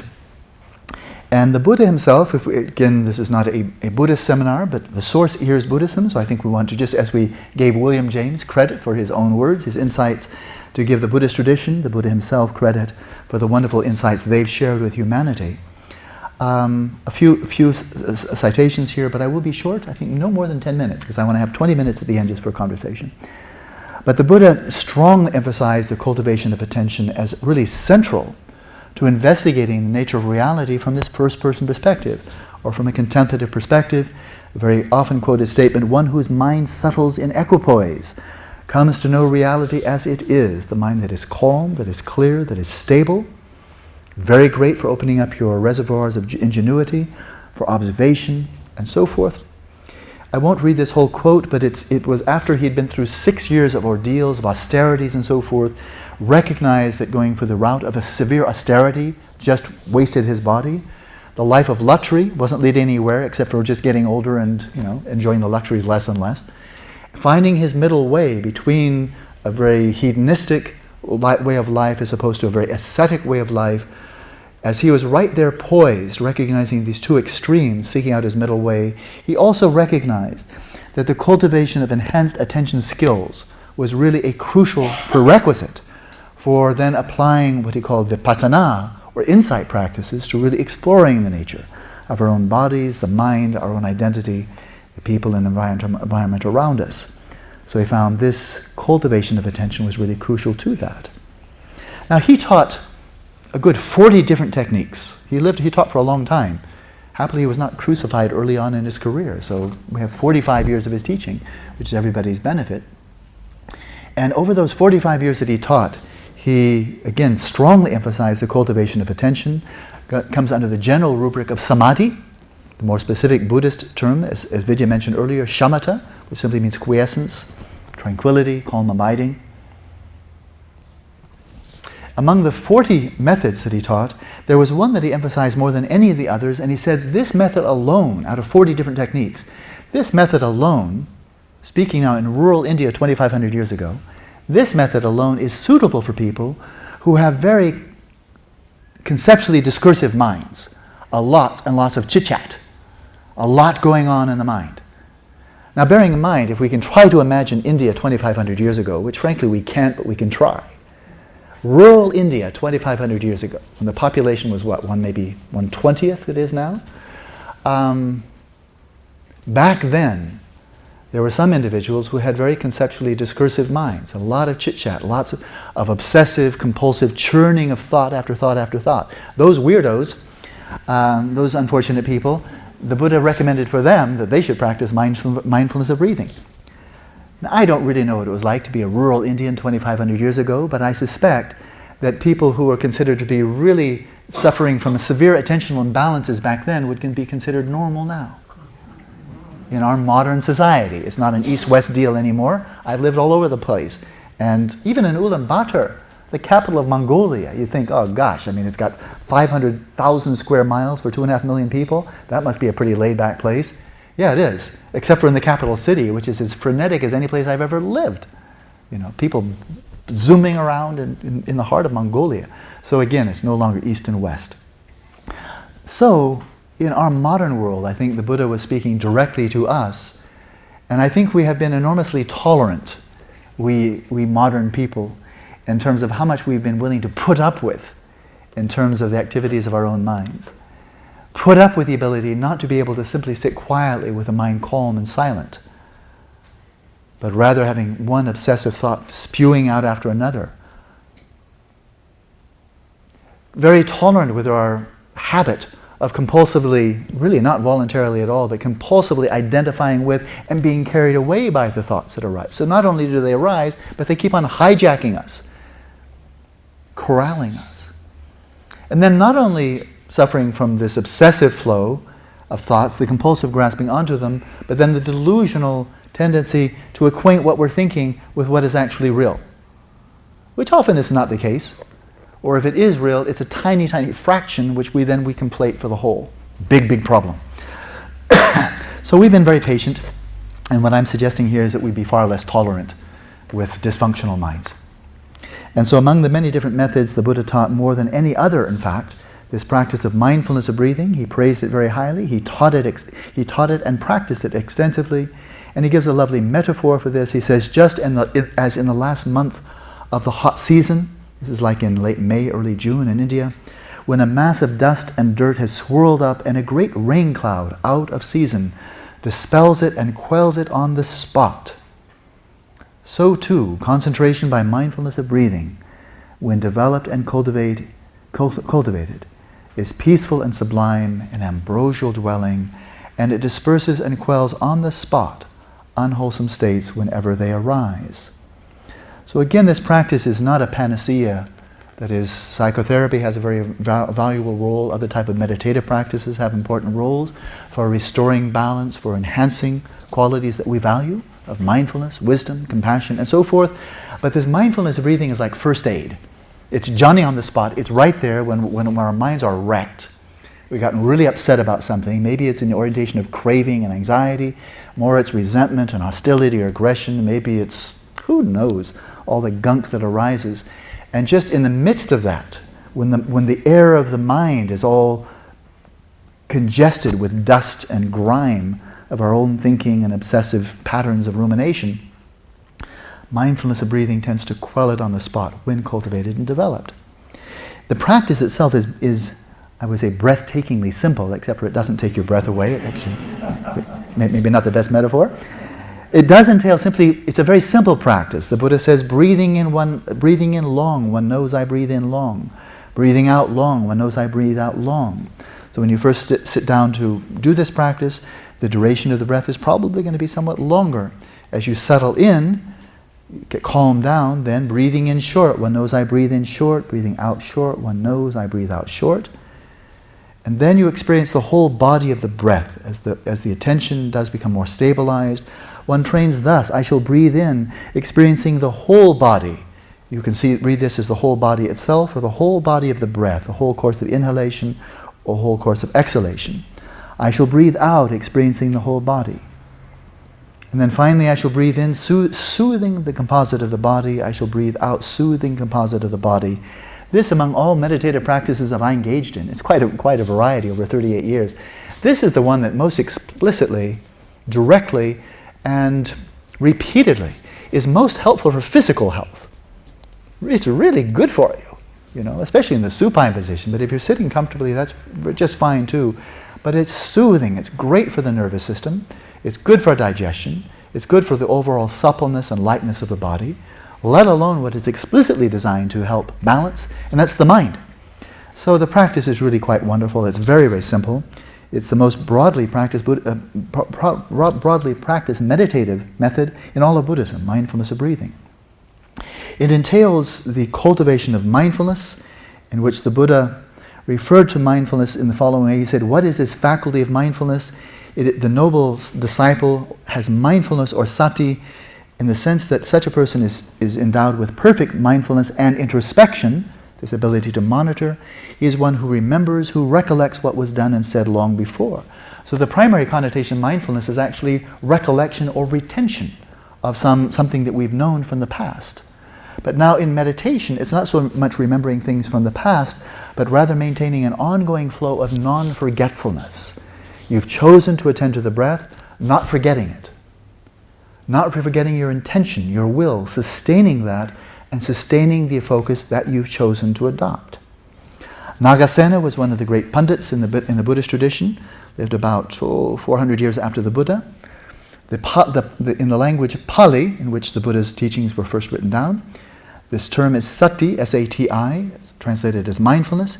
He said sati has both the characteristic of calling to mind and the characteristic of taking hold. That is, we call to mind, for example, the sensations of the breath. We take hold of those sensations by sustaining our awareness of it. Sati, when it arises, calls to mind wholesome and unwholesome tendencies, with faults and faultless, inferior and refined, dark and pure, together with their counterparts. And so this mindfulness now extending to the space of the mind and its contents now is a discerning quality of awareness. It's not just bare attention. It's discerning, it's recognizing what are the wholesome impulses, what are the unwholesome impulses that arise in a mind. Sati, when it arises, follows the courses of beneficial and unbeneficial tendencies. And it recognizes these tendencies are beneficial, these unbeneficial. These tendencies are helpful, these unhelpful. Thus, one who practices yoga or engages in spiritual practices rejects unbeneficial tendencies and cultivates beneficial tendencies. So it shows an ethical dimension to mindfulness, that it's not just paying attention to whatever arises, but also, since we are in the pursuit of happiness, we'd like to be happier, suffer less, then mindfulness can play an integral role there, in the sense of not so much judging other people's behavior towards us, but evaluating, assessing, discerning with clear intelligence what is the quality of thoughts, emotions, desires that are arising here, events arising in the mind, but also mindfulness directed to our own speech, our own physical behavior, recognizing what is truly beneficial and what is not. And finally, and this is where I'll stop, right on the money, Buddhaghosa, one of the greatest scholars in the whole Theravada Buddhist tradition of Southeast Asia, synopsized it just as follows. He says, mindfulness has the characteristic of remembering or recalling. Its function is not to forget, so an ongoing flow of not forgetting. It is manifest as guarding. It is guarding the attention. Introspection, the second faculty, has the characteristic of non-confusion. Its function is to investigate. It is manifested as scrutiny.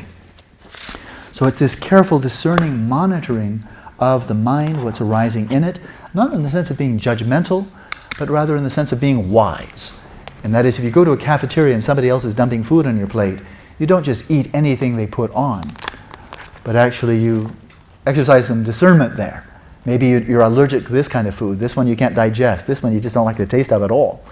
And so just as we're discerning about what we put into our mouths and try to digest, the Buddhist suggestion is that we be equally discerning about what we put into our minds.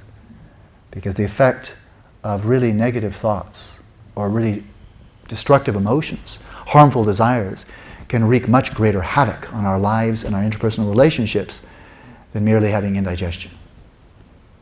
So, just as I said, being true to my word, we have about 20 minutes. Insights, comments, anything come up from your practice, anything you'd like to share? I know you don't want me to continue in monologue. Yes? Well, I have a question. Please. I have an 8-year-old son. Yes. And I wonder if you could elaborate some more, if you're aware of some avenues for bringing this mindfulness practice to children. It's a wonderful question, and I'm very happy to report that even though I don't have experience there myself, can only do so much, but I do know a woman who, as far as I know, I think she's probably one of the best in the world. Her name is Susan Kaiser Greenland. I often mention her, and very happily, in such public settings. She's started something called the Inner Kids Foundation. Inner Kids is one word, so if you Google it, it'll pop right up. It's probably innerkids.org. It's right based down in Santa Monica, so it's not very far away at all. She was a very, very accomplished attorney. And then about roughly 10 years ago, she decided, all right, now she knows what it's like to be a very accomplished attorney, and then just decided to devote her whole life, professional life, to developing methods and studying them and so forth, of methods of training of mindfulness, of empathy, of compassion, developing attention skills for young children ages 4 on up to 18. And so she's about the most experienced person I know. I know her quite well. I'm on her advisory board for her wonderful foundation there. She's been working extensively with schools in the LA area. She's worked with another close colleague of mine, a good friend of mine, who actually gave the first public talk for the Santa Barbara Institute. This is Susan Smalley, who's a geneticist at UCLA. And she's been running a study now, some of it in collaboration with Susan Greenland, on mindfulness, and specifically with Susan Smalley, mindfulness as methods for remedying or trying to counteract ADHD in children, adolescents, and adults. So they've been working closely together. They've become very close friends. Susan Smalley, if you Google her, what's it called? MAP, Mindful Awareness Project. Mindful Awareness Project. They've been having that. I've been a consultant for them in one phase of their study. But that's ongoing. They've already published one paper, came out with some very good results. They've submitted a paper that is working with Susan Smalley and Susan Greenland of their study together of mindfulness for children. And so she's writing a book she's going to finish next month. And she has another book in mind. So she's really a mover and shaker, really quite a remarkable woman. So I think if you check out Inner Kids Foundation, you'll learn a lot there. So that's what I would suggest there. She's the best I know. She's really doing excellent work. Yes, and she's working with public schools, so as you can imagine, she really has to be very cautious about the whole separation of church and state. Yes? I would like to add to that is a woman in town who teaches out of the Santa Barbara Center, and her name is Vanderwater is her last name, and she teaches yoga for children. And she also does meditative practices for them. She's right in town. She's quite lovely. She does some work in the schools as well. Excellent. Yeah. I think this is going to be a real growth industry. That is my hope, but also my expectation, because it's so obviously good. It's so obviously not coercion to try to get kids into one religion or another or anything else, but just to help them. And also as is so often said in the medical tradition, prevention is the best, much better than just trying to treat a disease that's already hit.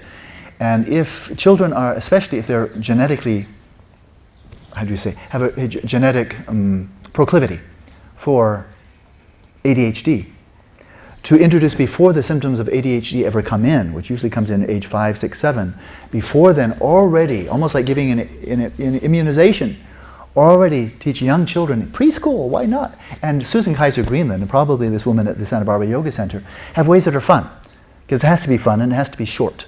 You don't give them a 25-minute session of following their breath. And, but Susan Kaiser Greenland, she has one little technique. She told me about it. It sounded like I wanted to try it myself. It's called monkey on the belly. Monkey on the belly. And she's dealing with little kids now. These are like 5-year-olds, 6-year-olds. And she'll put a stuffed animal, monkey or otherwise, have them all lie down in the Shavasana, supine position, put a monkey on their little stuffed animal on their belly, and then say, okay, now be aware of the sensations of the monkey going up and down, up and down. That's much more fun than just following your breath. Wouldn't you rather watch a monkey than, And so, but little techniques like that are very, very cool. And so there must be many more, but locally, Santa Barbara doesn't get much more local than that, and Santa Monica is a stone's throw away. You're welcome. Yes, go ahead. I was curious in the work you do with school teachers. Yes. On a related note, this morning's presentation was entirely secular. Yes. With respect to technique anyway. Mm-hmm. Are they taking any of that technique back and teaching it in their classrooms, or are there professional or political barriers to actually teaching it in a classroom? Yeah, it's a very sensitive question. I just received a newsletter from Susan Kaiser Greenland about her Inner Kids Foundation and the direction they're going to move from here. And in fact, she, again, given her background in law, she knows how extremely combative it can be. She is actually quite concerned. She knows how to teach in a secular fashion as well as anybody. But the mere fact that she's teaching something that could be called introspection already lays her open for lawsuits. Introspection. This is how bizarre our society has become. And so she's on rather thin ice there. And so she wants to protect herself a little bit so it doesn't cripple her whole foundation with one big lawsuit could, pretty well blow it. And so she is having to really walk the line there. In the work that I've done, and I think what you're really referring to most explicitly is a project I work on for 8 years called Cultivating Emotional Balance. This includes attentional training, very much so, mindfulness training, but also cultivation of empathy, other qualities of the heart, and a number of very ingenious interventions from modern psychology, all of them scientifically validated. So we brought a very ancient tradition and modern methods and brought these together in this program. The scientific paper for that summarizes the excellent results that came out of the study. It was about 7-year study, $800,000. It was a big study. The data are in, they're analyzed, the paper has been submitted. So it took a long time, but it's happened. I think they submitted it to Science, and then probably won't get accepted. Then you go one tier down until it finds its niche. But that's been finished, and then they've just finished the data collection for a second phase of that research, for which I was a consultant, and that was called Cultivating Emotional Balance in the Classroom. And in this case, they gave the same training, about a 45-hour training spread over 7 weeks. So rather similar in terms of just, overall time and time required to mindfulness-based stress reduction. I think it's a 7-week program. So it's close. This time, again, taught the training to teachers, school teachers, public schools, private schools. But instead of having the tests, the measures, so much on the effect on the teachers, the measures were then done on the classroom to see basically the osmosis effect. If the teacher comes into the classroom with greater emotional balance, greater attentiveness, greater mindfulness, greater sense of ease, exactly the qualities being cultivated here, is there any measurable impact on the classroom? And so they've now completed that. The data are collected. Now it's data analysis time. To my mind, the very next and very obvious phase of the research, which hasn't begun yet, but it really should, and if I can help in any way I will, is taking these same methods, which were devised for adults, and we simply chose school teachers because they're such a worthy population. Take those same methods, which again they could be translated right over to business, to police forces, to hospital personnel, and so forth, with no adaptation. But then take these that were really designed for adults. With theory, William James has a big voice in there, and other modern psychologists, and Buddhism has some voice, but again, secularized. Adapt those for children. Adapt those from children. Right? Like and I work with people in that area. Age 5 through 11 tends to be a good bracket. They're still kids. By the time they get 12, they're definitely moving into or already knee deep into adolescence. And so then it could be 12 to 18, or you can have a middle school bracket and then high school kids.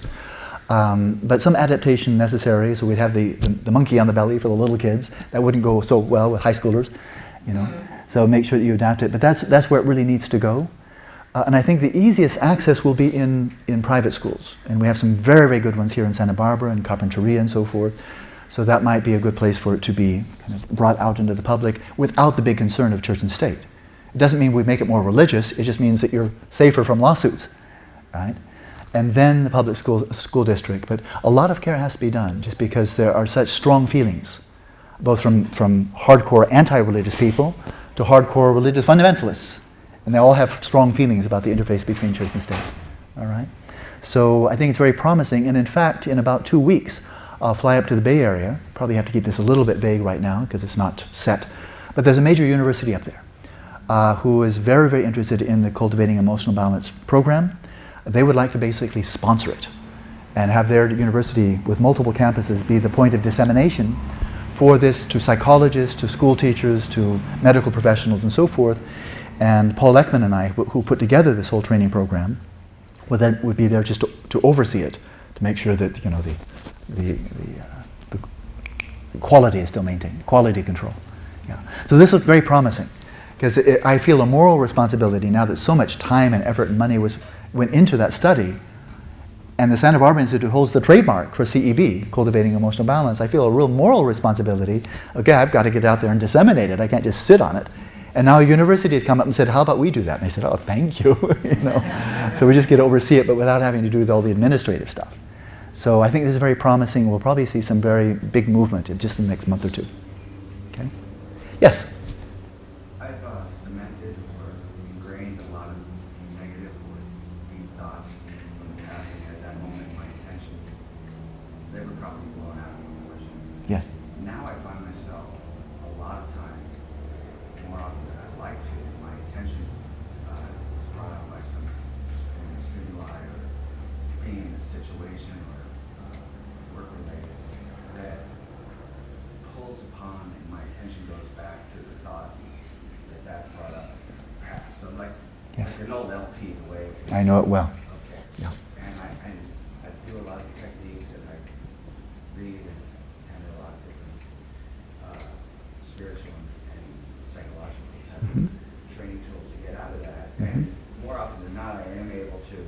do it, but I was wondering, as far as attention goes, how do I, at that moment, when I recognize it, and it's totally past related, I'm thinking of I understand. something that happened. Right. What do I do at that moment when I can't just meditate or I can't breathe in deeply? What do I do to lift up the needle and put it on to the next one? Right. It's a very, very practical question, and I think it's one that probably most people, if not everybody here, resonates with. There are many responses, but I'll keep it simple and just focus on two, which are really very, very germane to the specific methods we'll be looking into, have begun to look into today. But it's not all exclusive, and it's not like this is the one true path. You know, these are two methods. Okay. The first of these is when you see something like this, one of these all repetitive, compulsive, and often quite disturbing, troubling thoughts, for which you feel, and you may feel, there's nothing more to be learned here. That is, if it's the same old LP, the same dang thing that's just gone on and on and on again, it's like more like a rash. I mean, I just got nothing more to learn from this. I've looked at it. I know what it's about. I don't need to look at it anymore. I know it, right? Because if there's something coming up and maybe there's really something to be learned there, then by all means, let's go and learn something. Maybe some new insight will be gained. But on occasion, it's just the same old crap. There's nothing there for me. It's dry. I've already gotten all the insight I can squeeze out of that one. This is just sheer grind. Then what I suggest in that regard is to go back to this sequence of relaxation, stability, and clarity. And the first thing when it comes up, just sheer recognition. I recognize you. We don't have to give the verbal account mentally, but I recognize you. Got nothing to learn from you. Just release it, right on the spot. Like, I so don't care about you. I so profoundly don't care about you that if you never pop up in my mind again, I'm not going to lose any sleep over it. That's how much I don't care about you. Deep, I don't care. You got nothing to tell me. You are flat out dead boring. I'd rather watch mud dry. So we're being really very disdainful here. But of course, it's not towards another person. It's just towards some crap that arises in the mind, but which is completely useless. So, as practical technique, it comes up, not tighten up around it. Not feel the aversion. Not feel, oh, I wish this wouldn't happen. Just, I'm letting you go. It's like some real goof-off if you're a boss in a business and there's one employee that just goofed up, and goofed up. After a while, you just don't want to watch it anymore. And you tell them, I'm letting you go. And if you never show up again, it's okay with me. Just let it go. Just release it, but release it on contact without a second thought. Because it's so familiar, just release it. And then you release, you release it and then do something. So you don't release waiting for it to come up again. Oh, I hope it doesn't come up. Release and then immediately do what you've chosen to do. Full body awareness, awareness here. But you just basically, I've got better things to do with my time. My time is valuable, it's finite. And I can do really worthwhile things with my time. And listening to you again is not one of those meaningful things. Right? So release it and immediately come back to something that's worthwhile. Developing attention skills, I think William James made his case. Right? Worthwhile doing. So that's one. And it's dismissive, it's releasing, and immediately just coming back to something meaningful. To cultivate greater attentional balance, mental health, and so forth. So there's one method. Second method. This is what I'll mention only briefly now because we'll have an afternoon for it. And that's really developing metacognitive skills. Where we can be aware of the thoughts, the memories. Sometimes they're emotionally charged memories. They don't come in innocently, but quite a bundle. Be able to be aware of the thoughts, the desires, the memories, emotions that are arising. And as they're coming up, be so loose, so relaxed around them, that they simply arise in the space of the mind, but they don't, like a suction, draw us in, so we're sucked up into them, carried away by them, abducted. But we're simply present with them. But now we're such a cool cucumber that they come up and we don't even react. We don't recoil out of, oh, not this again. We don't think, oh, that looks interesting. So we're not kind of lunging towards to identify with and pursue it out of desire. We don't recoil out of aversion or anxiety or fear, but just being present with it. Present with what arises. and allow it to die its own natural death. Because these thoughts, these obsessive thoughts, ruminating thoughts and so forth, they take hold almost like a hook getting in and festering. They're able to do that because of our reactions to them. Whether it's reactions of desire, maybe it's some fixated desire of obsessing of something we want or want to hold on to, or whether it's something that really bugged us, rubbed us the wrong way, that just got to us, something negative. Either way, it's the reaction. It's the emotional reaction, the clenching up, the tightening around the thought, the impulse, the memory that arises. That's what gives it the staying power. So as soon as we can release that, and it's something to be cultivated, it's not an overnight deal, but the more we can just release that and say, and again with no internal commentary, but if there were one, oh, that's arising. Wonder how long it will last. Oh, it's gone. Just cool. Just clear. Non-reactive. Allow it to come up, play itself out. It's almost like a stray dog looking for something to attach to, some food, and not giving it any food. And stray dogs, or if a fly comes buzzing around, it's eventually going to go someplace else. But if you swat at it a lot, then it might get really interested. Right?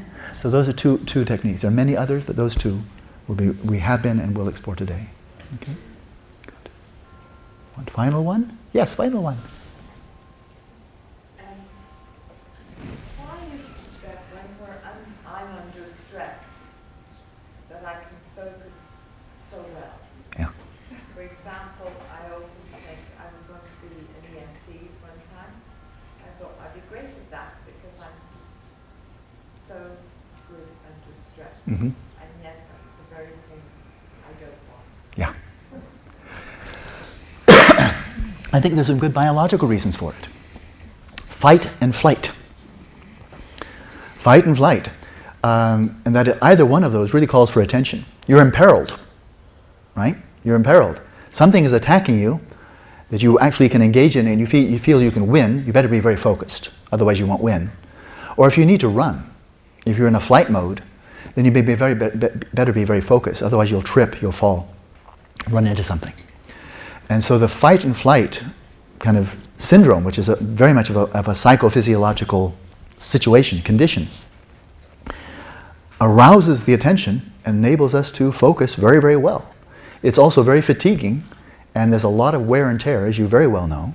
And so after that's over, then we tend to be really quite wasted, stressed out, can't even sleep very well.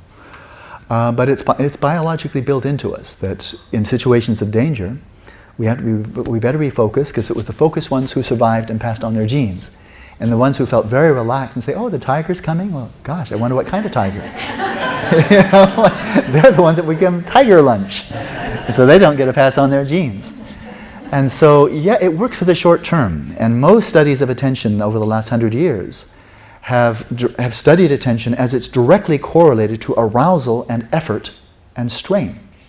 I was at a conference in 2003 at MIT where this came out very, very clearly, that it was just a direct correlation. So exactly corroborating your point. And that is, you've got a deadline. If you don't meet this deadline at work, you are going to be toast. It's going to be the downside's going to be really, really big. You know, we get focused. And that was kind of a danger. That was a danger. You know, something bad will happen if we don't meet the deadline, or if we don't get all of this done before, et cetera, et cetera. So we're good at it, but it's an enormous amount of wear and tear. And this is something that William James saw with great clarity in Victorian New England a century ago, more than a century ago.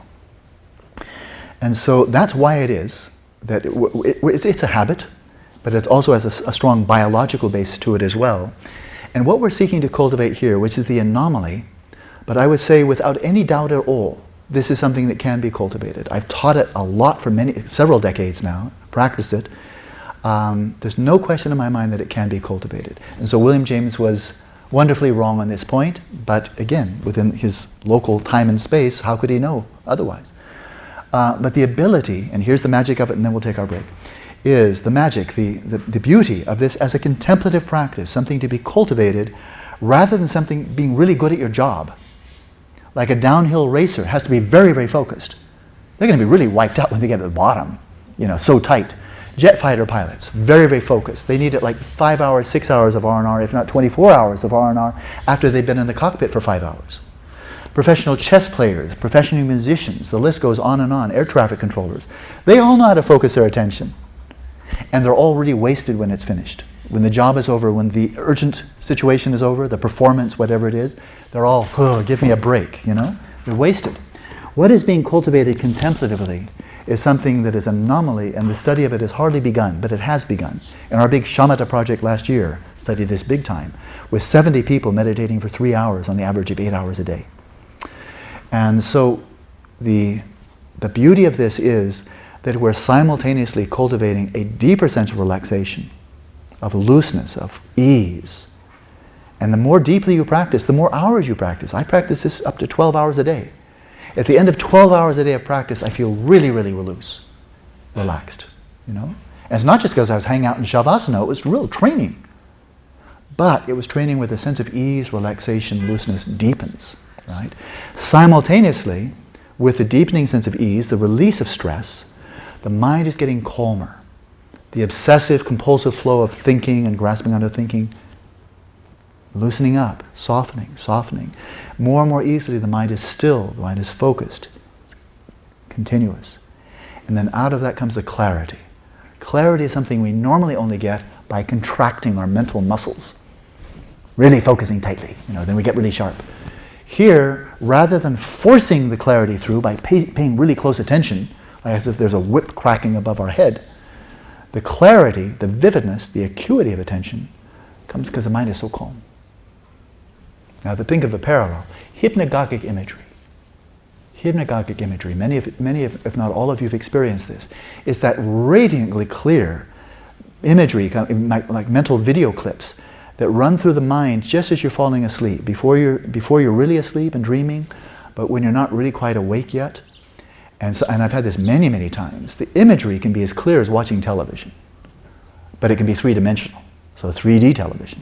But it's also multimodal. You can hear things in this hypnagogic imagery. You can see it, of course. You may touch, you may taste.